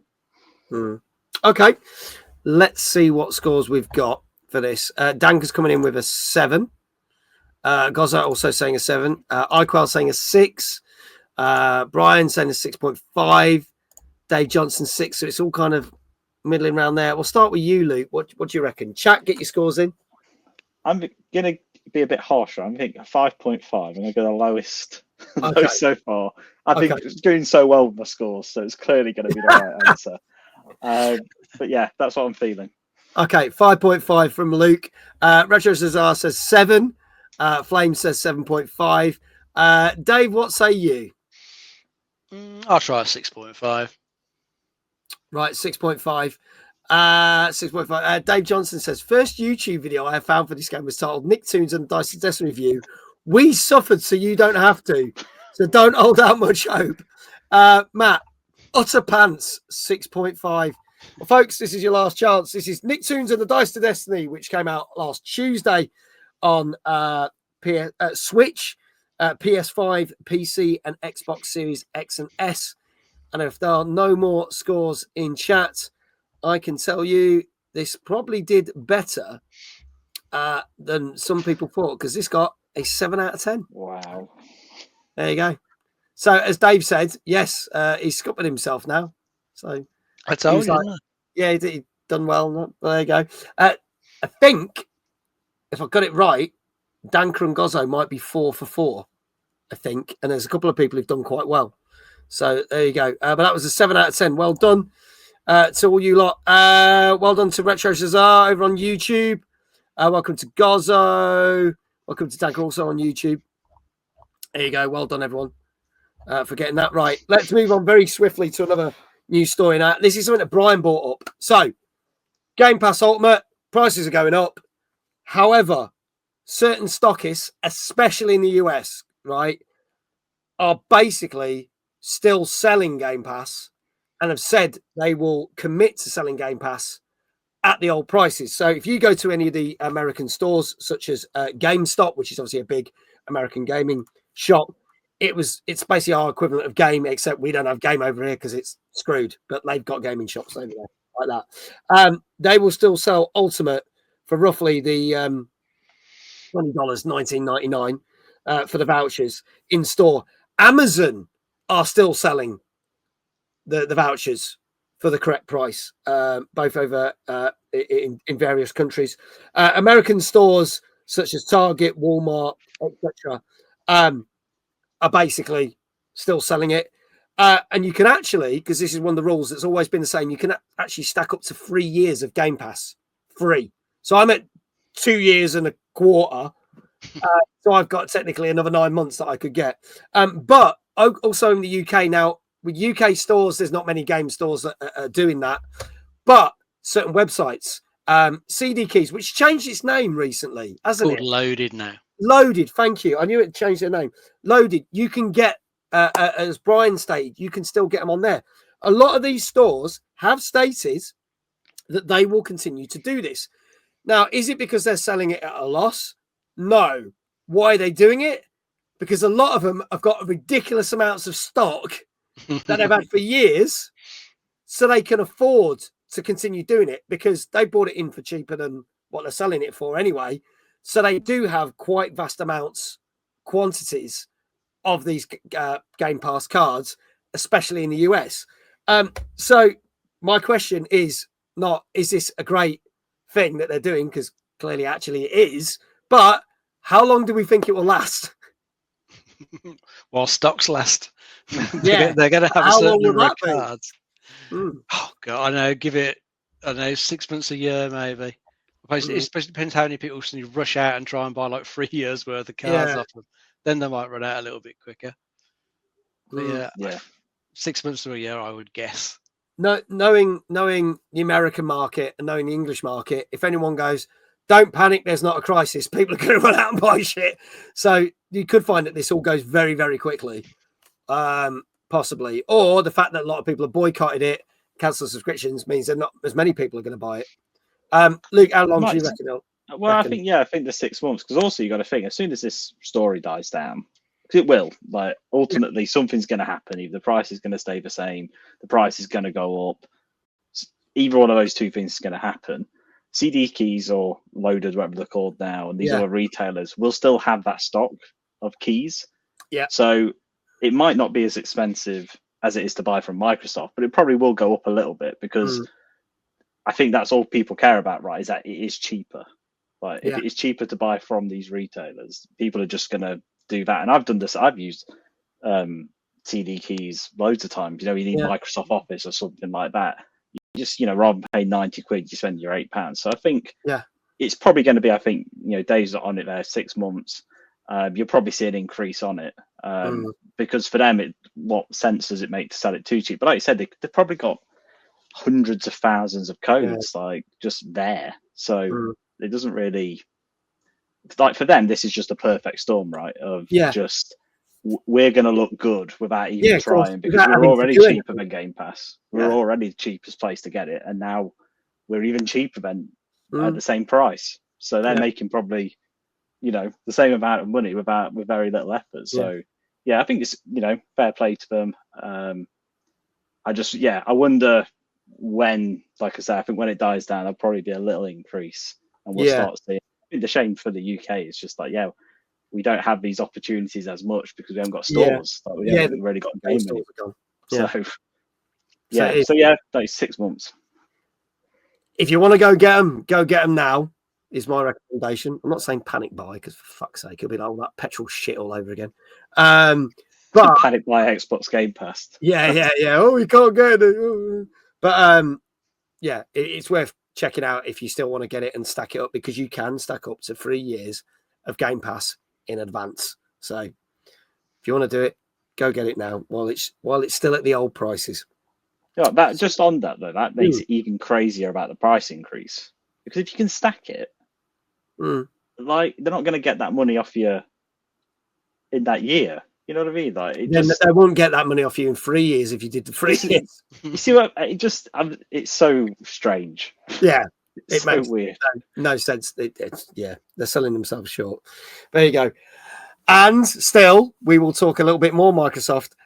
Still, a little bit later on this show. But moving on to something, we're moving on to Sony now because. A big game that everyone has been looking forward to. A sequel to the classic game, Ghost of Tsushima. This is the game where the dev said, thank God GTA 6 got delayed because this could have really killed us. But I'm sure they will be great. I wouldn't be surprised to see this game in a number of Game of the Year awards because this came out on Thursday on PlayStation 5. And this is the wonderful Ghost of Yotei. I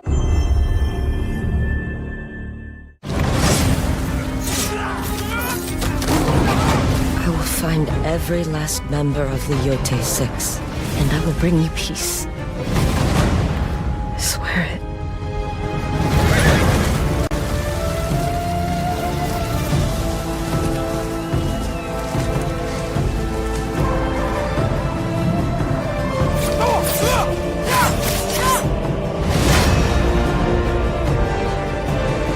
Creatures such as you and I cannot resist the call of revenge.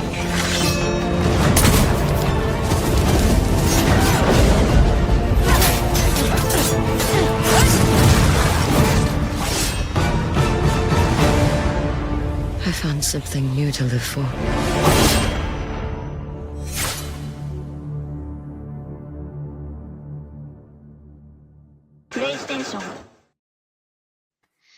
There you go. Ghost of Yotei. Now, I'm going to say this now. We're not covering this game as a live stream because I would be awful at this. And I'd rather say to everyone, watching that. Go. No, it wouldn't be fun for me. Trust me. Go. If you love this game, go watch it. I'm not bashing the game. I just decided it was not going to be a good fit for my channel. But I could see why this is going to be absolutely amazing. And I did have a lot of love and respect for Ghost of Tsushima as well. So you go. Fleabag saying, Ghost of Tsushima was my game of the year when it came out. Fully expect this to follow suit and somehow be even better. Iquel says there will be people who still have bog roll left over from COVID. There probably will be, but there you go. So, Dave, this sequel, it is a sequel, but it isn't because it's set 600 years after, isn't it? The original. Well, about 329 years. Oh, sorry, It's set in 329. in 1600s Japan. Okay. Yeah. Yeah. So yeah, the thing I read said 329 years. That's probably more accurate. I don't know where I got 600 from. That's probably some other game. Yeah. So well past the time you could drag the protagonist of the previous game out. That's for sure. So you're playing as a new character in this one called Atsu, who is on a mission of revenge. She got left for dead. When she was younger, her family were murdered by a group called the Yotei 6. So she's on a journey to try and find and kill each of those, and that will take you across like a big section of Japan. I think each person in the 6 is like split into like their own region. So you'll go to each one and do stuff in each one, and then find the person and take them out. And I think they've done some stuff to improve the sort of open world, the exploration of the open world compared to the first game. Because I played a bit of the first game, but I always thought a lot of its side activities looked quite repetitive. It was like the same stuff over and over again. It was kind of reminded me of the sort of standard Ubisoft type open world. But I think they've done a bit in this one to try and improve that. So you'll just find stuff a bit more naturally. I think there's a little bit more, things are a little bit different. It's not the same, exactly the same thing over and over again. So it sounds better in that regard. But they've kept the combat as good as it ever was, because that was one of the main things people loved about the first one. The combat was very good, and you've got the same thing here. So you're going to be using lots of different weapons against different types of enemies, and there's even firearms in this one as well. So it'll be very, very slow loading like rifles and pistols, but you have got them as an option. It's because of the move forward in the time period. Yeah. So it's not just the melee combat; you've got a little bit of range stuff as well with those. So that'll help mix up the combat a bit. And then graphically, this does absolutely astounding. All the stuff I've seen of it looks fantastic. I think especially if you were to play it on PS5 Pro, it looks even better on that one. Still looks good on base PS5, but just looks that little bit better on the Pro. Yeah, stunning looking game. So it's one I'm toying with the idea of perhaps getting at some point. Okay, it's just knowing it's an open world. It's going to take quite a number of hours to get through. Yeah, and there's other stuff that I'm playing at the moment or want to play that's coming out. So it's like I'll try and fit it in at some point because it does look very, very nice. Okay, Luke, your thoughts on this? Beautiful. It looks amazing. Similar to the last one, it was that again was such a graphically just a treat. But it is that sort of gameplay, like you said, it's a certain type of gameplay you got to like, and a little bit when you mentioned about like the open world and sort of Metal Gear Solid 5, it is a time commitment, and it's how much you want to really put into the game and you'll get out of it. And it's like, do you want to do side quests? And it's kind of a game like that. You do want to do these things. You do want to make the most of it. And Sony's really been, it's a lot of hits recently. You hear good stuff from Sony. Constantly, these games are coming out, and they're getting a lot of noise. And it feels like it's nice to see something. I know the Ghost of Tsushima was a bit. How many years ago is that now? A few years back now. Is it 5? Was it 2019 or 2020? Right. So it's nice that they're sort of focusing on some of like new IPs again, where it's not just a Last of Us HD remake or something like that. It's like, we're actually making good new games. So yeah, it'll be, I think this will do well. I think and I wonder about the review because like you say, someone said it's a bit Kill Bill in the comments. And I was kind of getting that vibe from the trailer of like, going for revenge. So yeah, will that be, is it a bit too, like we've seen this story before, whereas the first game was really fresh. So yeah, I wonder if that'll affect the scores a little bit. Okay, well let's see what people are saying in chat. Now, some of we at the start of the year when we do TNGC, we do 50 games to look out for the year. This was one of the games that featured in the 50 games. So Danka had predicted scores back in January, and he says, "I'm torn my score tonight." He says because as the rules of the January prediction, I have to stick to a 9, but I feel it could be an 8.5. So we'll have to see whether he got it right when he guessed it back in January. UKGN, Brian says, not played it yet myself at 8.5.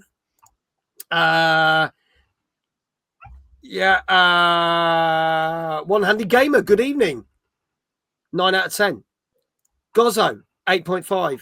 iQuail, 9 out of 10. Fleabag, 9 out of 10. Dave, 8.5. Like, it's all 8.5s and 9s here. So this is interesting. So, Dave, I'm going to start with you. What do you reckon? 8.5 or a 9. It's hard to decide which way to go. That's it. I'll try the high one. I'll try the 9. Okay, going for the 9. And Luke? I'll go for the 8.5 then. It's Okay, going to be either one of those. So. All right, going for the 8.5. A couple of people think they might get slightly lower. Flame on Twitch saying 8. Retro Shazar on YouTube saying an 8 as well. Last chance, folks. This is Ghost of Yotei, which came out on Thursday on PS5. And if there are no more scores, in chat, I can tell you that this did. Have we ever had a 10? Yes, we've had. And in fact, we had a 10 literally a couple of weeks ago. I can tell you that this did get some 9 out of 10s from certain reviewers, but the general average was an 8.5. Finally. So there you go. So our guest has got one right. So can we get a big shout out for our guest? Yeah. So interestingly, Silk Song did get a 10 on the show, but then the score over average did drop down. We've seen this. And what was the one last week that was nearly a 10? God, there was one that was nearly 10, wasn't it? Since then. Oh, no, there was one that was a 10. Hades 2 last week. Oh, yeah. No way. Hades 2 got a 10 out of 10. Amazing game. And I didn't actually bother to check whether that's dropped or not on average, but I haven't checked this week because I forgot about that. But yeah, Hades 2. So there we go. We all love Luke, says Dave. Redeemed. You can, on the Twitch chat, the links are there. iQuails just drops in. Go follow TR29 on Insta, Facebook, and X. Yeah. Dave says, I was here last week. How did we miss it? I don't know. How did you miss it? Because, yeah, we did talk. But then again, I just forgot about that we talked about Hades 2 last week, so God knows. But there you go. Congratulations to Luke, obviously, for getting it right there. But also the following people who are going to get shout-outs. Dave Johnson, well done. Gozzo, well done. Brian as well, well done. Brian's doing better this week when he's not a guest on the show than he did when he was a guest, which is great. I mean, that's great. Oh, it's great. Just shows you can never cancel with this show. So there you go. Congratulations to everyone got it. Celebrating the 40th anniversary of Nintendo. A number of games are being remastered and re-released. And this is another one that came out on Thursday. And you can either buy these separately or you can buy them as a package of 2. But this is Super Mario Galaxy 1 and 2, which came out on Thursday for Nintendo Switch and Nintendo Switch 2. And I do hope to stream this, but we won't be streaming this month because there was too much stuff to go. But we might cram it in before the end of the year because it'll be one of those streams where I could just go, hey, I always wanted to play this. So let's have a look at the trailer.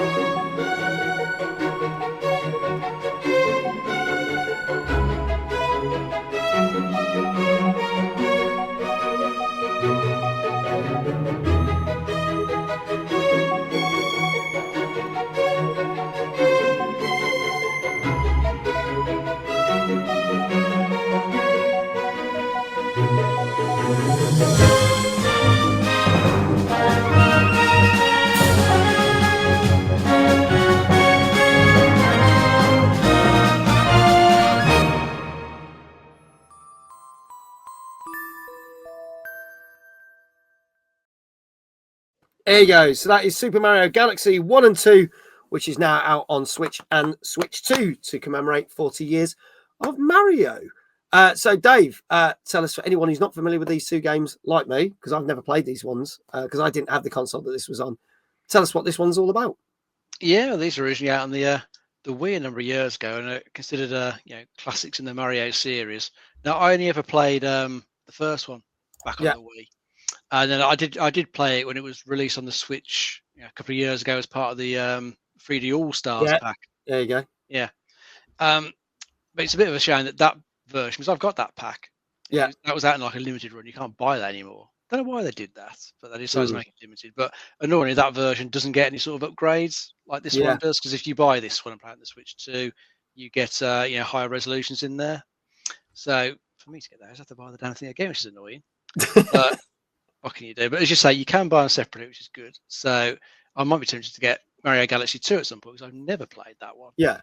But both games obviously revolve around the same thing with Mario. He's out on his usual quest to defeat Bowser. I know in the first one, Peach gets kidnapped by Bowser again. You have to go out into the universe, cross lots of little sort of planetoids, if you like, and do these usual Mario things, solving little puzzles, defeating the enemies, trying to survive all the platforming challenges it throws your way.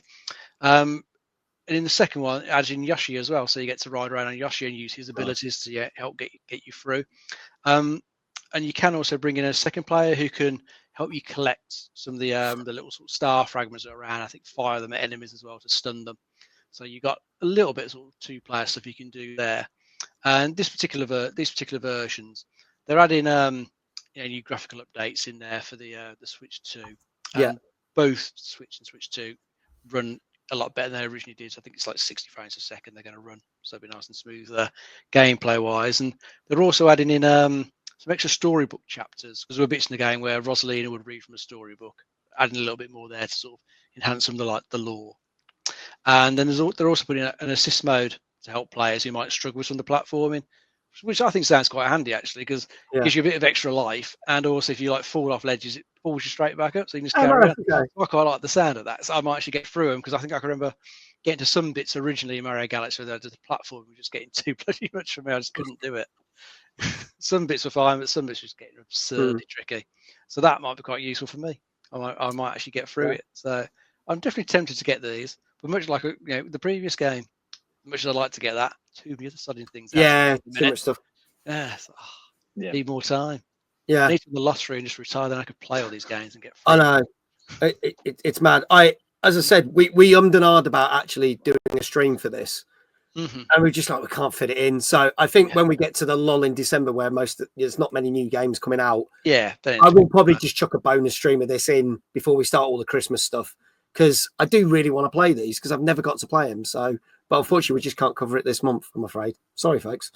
I can only do so much on this channel. So you're only one man. Yeah, I'm only one man, and I only get so many games thrown at my head to cover every month, so it's difficult. Luke, did you play the originals when they were out? I didn't play the originals, but they're very highly acclaimed. Like they were saying, like these were probably the best games on the Wii.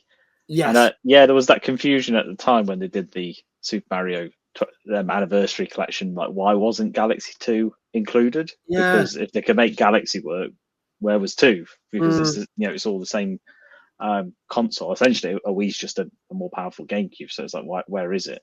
So and I think we've been kind of waiting for this announcement, like, because we all knew if they were like you were saying, Dave, like the fact they did a very weird short release of the collection, and everyone was like, well, why would you do that? And I think someone in the chat said it there. It's like, because we'll all buy it again. Yeah, we'll just buy them again because it's got 2 now, and they're going to be good games. Nintendo don't really drop the ball that often. So I think it's it will do crazy well. Of course, it's going to do well, but it's interesting that this isn't limited. So or is it like it's weird. I don't know why they did it for the previous pack. No, there's really no need to.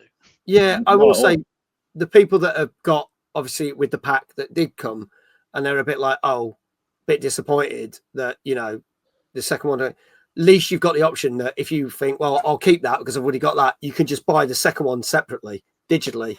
So at least that's something you're not bundled with it in that respect. So I kind of see what they've done, but still, I'm still a bit like, it was a bit weird they didn't include it in the first place. But there you go.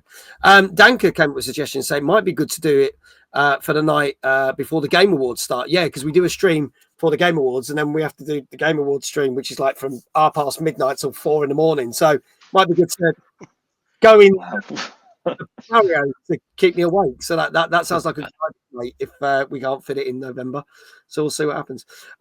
Chat, get your scores in now. This is Super Mario Galaxy 1 and 2.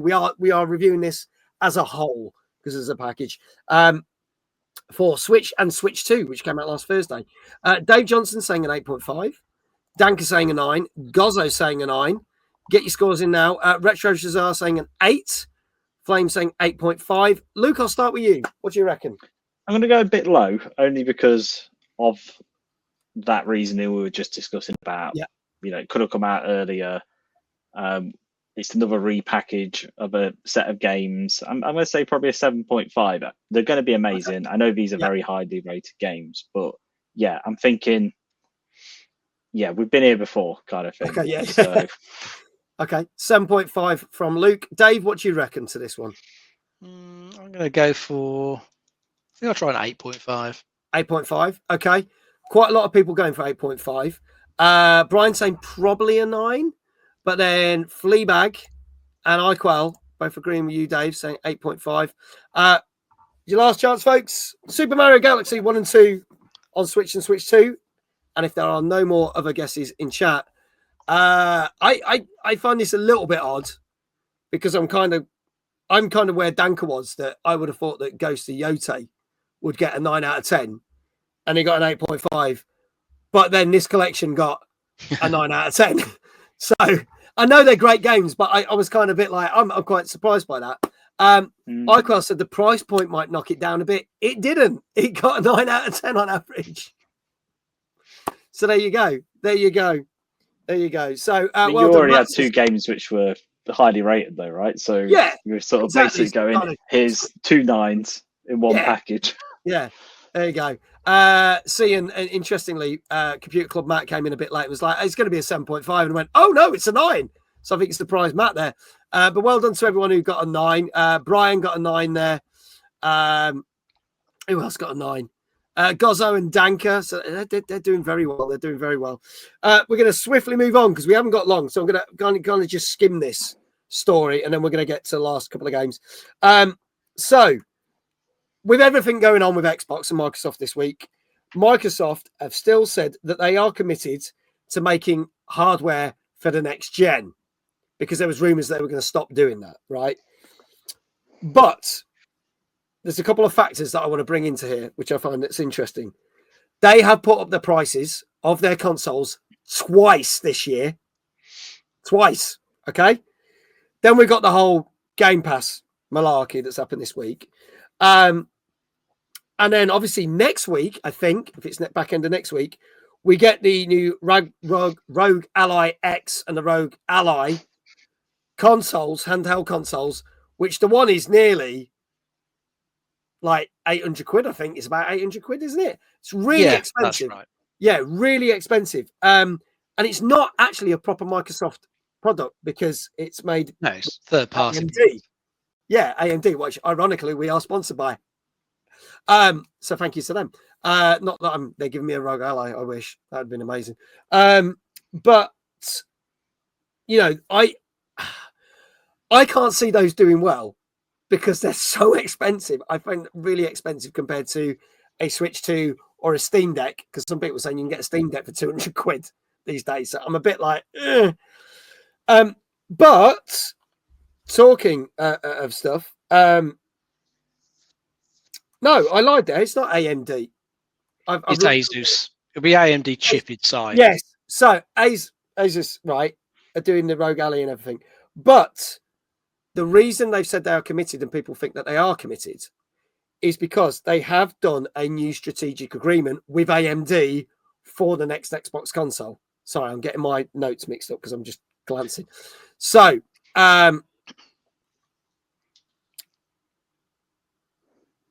they are the 3rd best-selling console. I actually think that's going to go down because I actually think the Switch 2 will surpass it. But at the moment, as we know, as we've talked about in the show, number 1 selling console is PS5. Number 2 is the original Switch. And then you've got Xbox Series X and S. So it's not done well. But they say they are committing themselves to this. But I'm kind of fine. I feel like you're committing yourselves to career suicide at the moment with what they're doing. Danker's saying that the £800 one has apparently been selling out. Maybe it will, but I can't. I don't know. It may be selling out, but it depends on whether they're actually making available, doesn't it? You know? Yeah, exactly. It's still not going to do huge numbers because I think it's going to be their equivalent. It's a of the handheld PSVR2. PC, and that market is quite niche anyway. Yeah. So even if they sell a few million, it's still not massive numbers, not compared to what Sony sell like the PS5 or Nintendo with the Switch. It won't get anywhere near that. Yeah. It could do well for what it is. And I think that £800 one is the one to get because it's got good chip in there. It's nice and powerful. Yeah. I think the other one's £600, isn't it? I think Yeah. that is more comparable spec wise to like a Steam Deck. Yeah. So you can get a Steam Deck for less. Yeah. It just depends whether you want Windows on there and be able to easily access Game Pass on it. Yeah. It's kind of like the point of take Game Pass with you. Yeah. Brian said I got a Rogue Ally last year for 800 quid. It's an amazing piece of kit. And not knock it. I just don't know whether people, especially in this economy, are really going to be able to afford it. I don't know.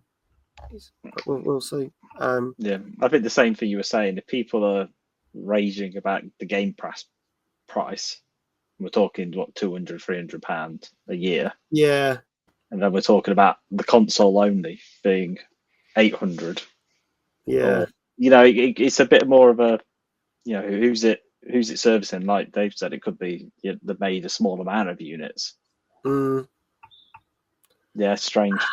It's going to be strange, but we'll have to see how well it does and see what the reviews are. I think it will review well, whether it sells well. As I said, I can see that this is like the PSVR 2, which came out and was very expensive and got great reviews, but it's just not shifted.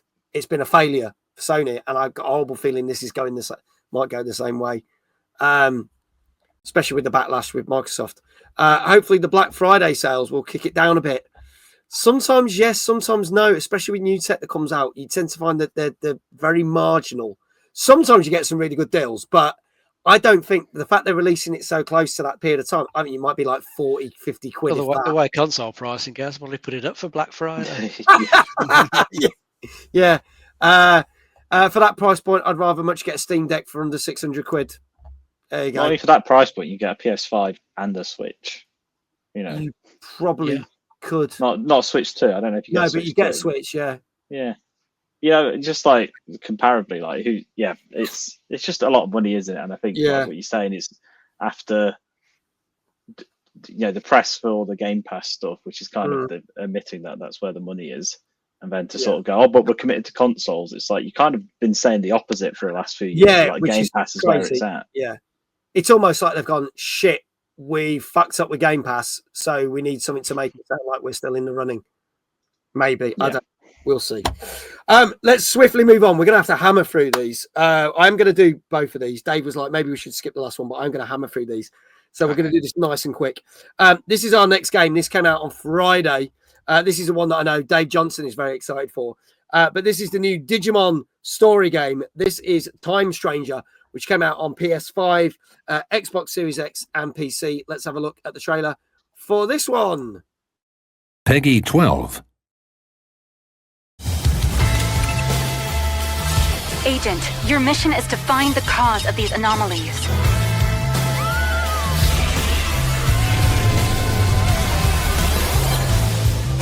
Keep an eye on her. We're actually in the digital world! Does everything lead back to them? They're a new investigation partner. Others are hunting these anomalies. More Digimon?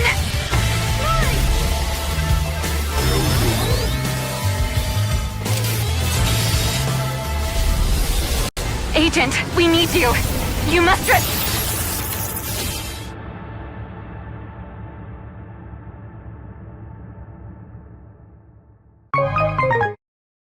There you go. That's a wonderful Bandai Namco sound that we've come to love that they brought in this year. Tried the demo and will be bought later down the line. It is good. There you go. Dave, give us a very quick synopsis on this one, please. Yeah, I mean, I don't know a huge amount about Digimon, but from what I was reading about this one, there's some sort of time anomalies causing issues between the real and the digital worlds, and you're playing as an agent who has to go into the digital world and try and sort out the issue. You'll get to pick various Digimon to help you out, and you'll be playing it's turn-based combat in this one. So you're picking various Digimon to help you out in the battles. That's kind of as much as I know about it. But looking at it in the trailer, I think it immediately looks a lot better than the recent Pokemon games. Especially graphic-wise, definitely looks a lot better than those. And I think Digimon is actually still pretty big. It's still a big popular franchise. I don't know how big compared to Pokemon, but it's been going a hell of a long time. Yeah. Done many games, this is yet another one. So it's probably going to do very well with the fans. So I would expect that they'll be looking forward to it. They'll enjoy it. From what I can tell, it looks okay. But I don't know much about Digimon. Yeah, I think this would be. I can see it's been. As I very quickly said, there was a certain game site that I can get certain games from. This had sold out within a day of it going on sale, which shows you how popular this was. So I didn't realise how popular this is. Luke, very quick opinion on this one. Yeah. Well, there's a couple of Digimon, so I do know a bit about it. Hey! This is War Greymon, so they should be in the background somewhere. But I think it looks very much like all the other Digimon games they've released of a similar ilk, very sort of similar sort of style, same use of models, a bit like they do in Pokemon. I'm surprised that it's been so popular. I think definitely worldwide, like I think more in Eastern countries, like Digimon is still huge, like the biggest thing. They're still making the Tamagotchi type stuff in the UK. It's still a massive thing. So I think it'll be decent enough. It'll be over 40 hours. It'll be a grind to sort of get to the Digimon you want. But I'm sure it'll do well. Okay. All right. Well, folks, get your scores in now. This came out on Friday, as I say, for PS5, Xbox Series X, and PC. Everyone pretty much saying the same thing at first. Danka 8, Gozzo 8, Brian 8. Dave, I'll start with you. I'll try an 8 as well. Trying an 8. The other Dave Johnson, 8. I challenge Luke to a Digimon battle somehow. Well, you can both stand on. Yeah, Chairmon. I can see someone getting hurt. There probably is a Chairmon. That's the stupid thing about it. Flame says an 8. Where Digimon Tamagotchis could fight each other back in the 90s. There you go. Retro says, everyone's saying 8. Luke, what are you saying? I don't want to upset the Digimon here, so I'll say 10. Okay, fair enough. I thought you were going to say 8, but never mind. They go for a 10. Iquail going for an 8. I was going to make the Chairman joke. There you go. Great minds think alike. Last chance, folks. This is Digimon Story Time Stranger, which came out last Friday on PS5, Xbox Series X, and PC. And if anyone just wants to put in the chat 8, you can, because Luke's the only one who said a different score. And I can tell you that this did get 10. An 8 out of 10. Okay. I did try and help you there, actually. I did try and say. I know. But there you go. Well done to everyone that got that, because everyone in chat got that right. Dave, very quickly, how do you want your shout out? Do a bit of quick spinning. Quick spinning. Icar said that was a question, not a statement. There you go. Here we go. Dave! Quick spin. Well done. There you go. There you go. Well done to everyone. Our final game of the night. We are going to hammer through this. Dave's like, there's too many shout outs. Why are people getting these right? Shout out for the people who didn't get it right. Well, then you just got to shout out our wonderful guest, Luke. There you go. Our final game of the night is another remaster of a game that I was familiar with, but I've never played. This came out on Friday also for PS5, Xbox Series X and S, Switch and Switch 2, and PC. And this is Castle of Heart Retold.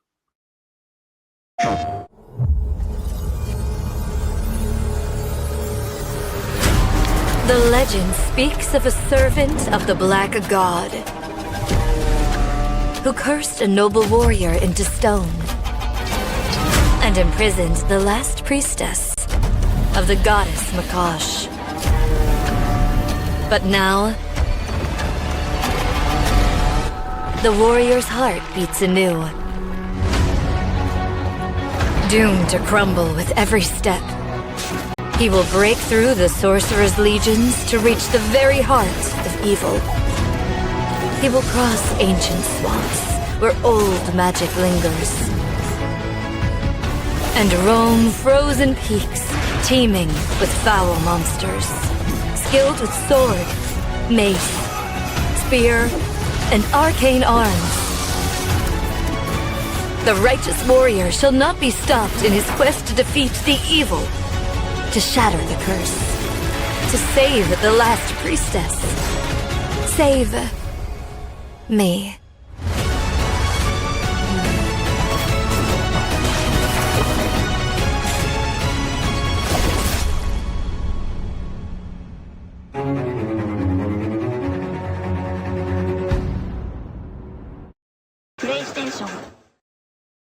There you go. Castle of Heart Retold, our final game of the night. I remember this, but never played this. So for anyone who's not familiar with it, Dave. I don't remember it and never played it. Oh, okay. Don't remember it at all. So yeah, interesting to see that they've done a remake of it. Yeah. It sounds like it's a pretty decent remake though compared to what it was originally. So they, as well as just improved the general performance and the graphics, they've improved the sort of gameplay as well, and I think they've changed bits of the story to improve that. So combat will be a lot better. They've improved like traversal and stuff like that. So it's a much better playing game than it was. It got an interesting mechanic though, where your character will turn to stone if you don't keep progressing through the level and attacking enemies. Yeah, that's quite cool. And I've seen one of the reviewers sort of compare it to like older action platforms like I think Ghosts and Goblins. So that's sort of fast-paced action platform. So it could be quite good fun. There's a bit of a sort of change of pace from what we usually get. It's nice not to have another rogue like in the lineup. Yeah, cool. About 2 or 3 last week. So this one was just like harking back to a bit of old school action platforming gameplay, which looks like it could be good fun. It looks like they've done a decent update to this one compared to what it was originally.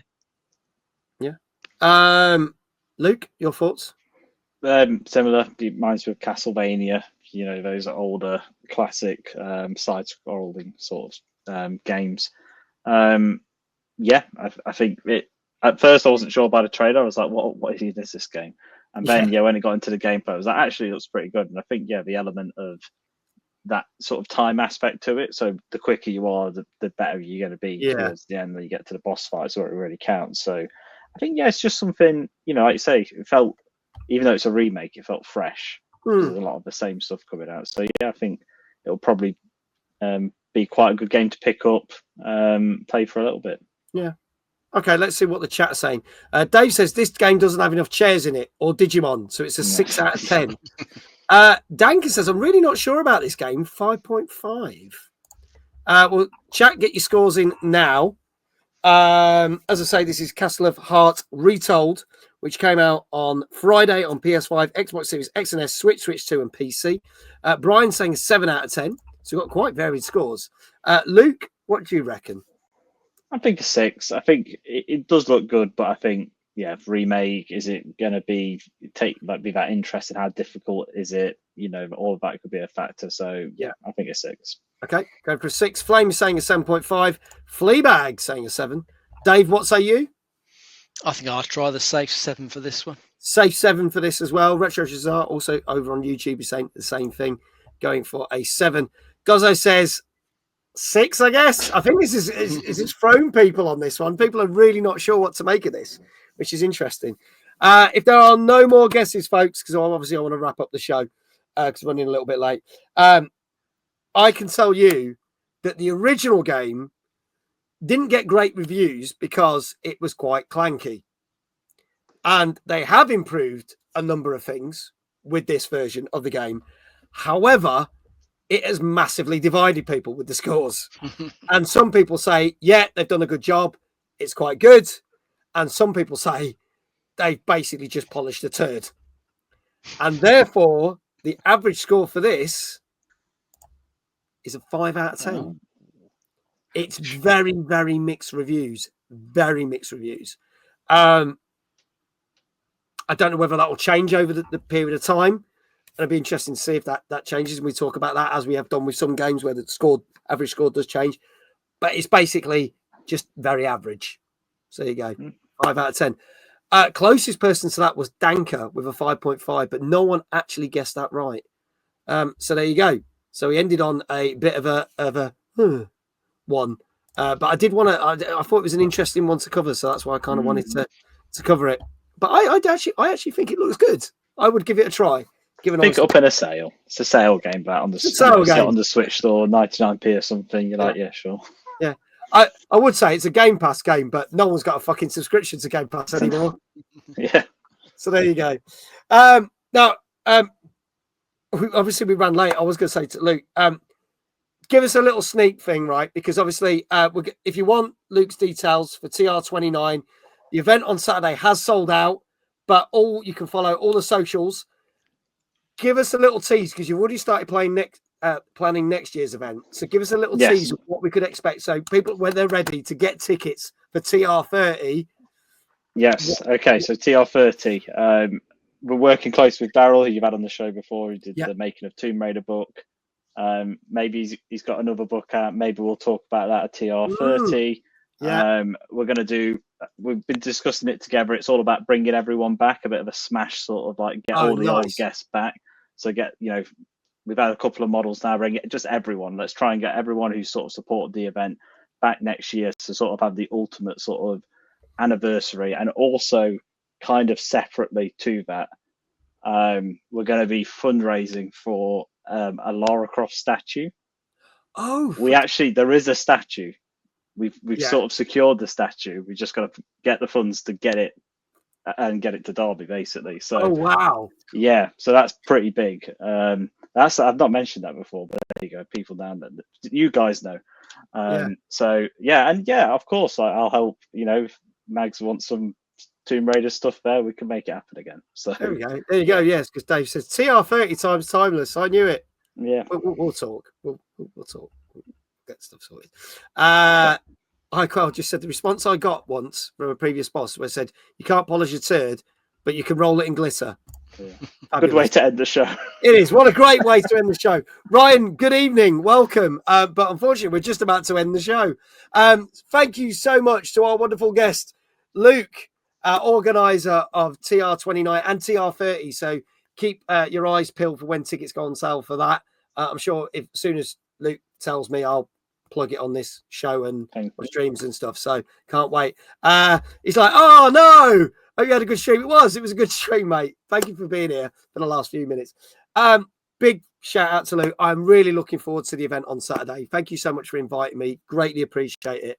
And no doubt we'll be gabbing about it on my shows next week and saying how good it is. So really, really looking forward to it. Thank you. As always, big shout out to our co-host that knows the most, Mr. David Jones. Always. Thank you so much for being our fountain of knowledge. Thank you to everyone in chat on YouTube and Twitch for being here. And obviously, thank you to the wonderful mods. There is Luke's links. Go click them and follow on everything. Dave says, where was my invite? It was attached to a chair. So I don't know what happened there. But there you go. A Tomb Raider person took it again. Yeah, Tomb Raider person took it. So there you go. Someone else. Let's blame Heather. No, let's not blame Heather. She's no. Let's blame Paul again. Yeah, bless her. Right. Next week's show, potential games that we will be talking about. Little Nightmares 3 is out this week. Battlefield 6 is out this week. And there's some other stuff which me and Dave will figure out what we're going to be talking about. So we've got more of that. Our guests next week, we've got 3 of them.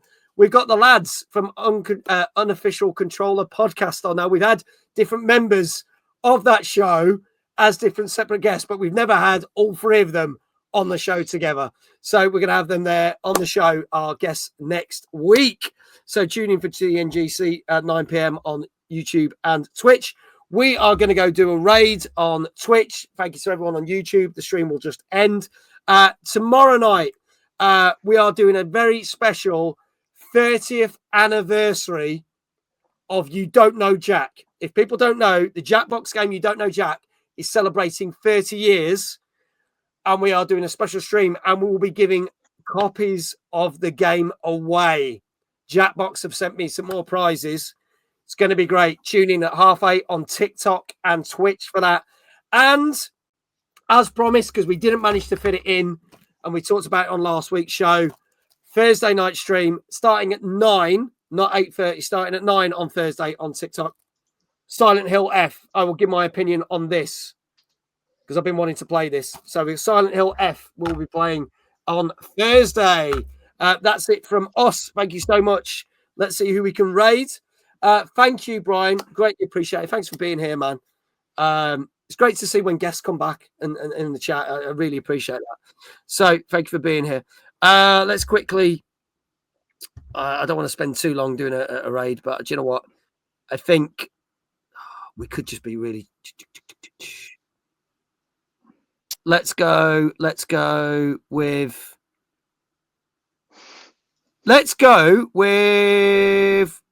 my mate Tiff. Because again, she's not been on for a couple of weeks. So she is streaming. Oh, she's doing some arts and crafts. There you go. Something a bit different. Cool. We'll go say hello. So she hasn't been on for a couple of weeks. So let's go and make that raid. So everyone over on Twitch, you'll be raided over to Tiff. And everyone else on YouTube, it will just end. So sorry about that. It's just the way it works. And that's it from us. Thank you so much. I'm going to press this button. We'll do all the wave. Thank you again to everyone for being here. That's the end of the show. Thank you so much. Good night. Take care. Bye. Bye.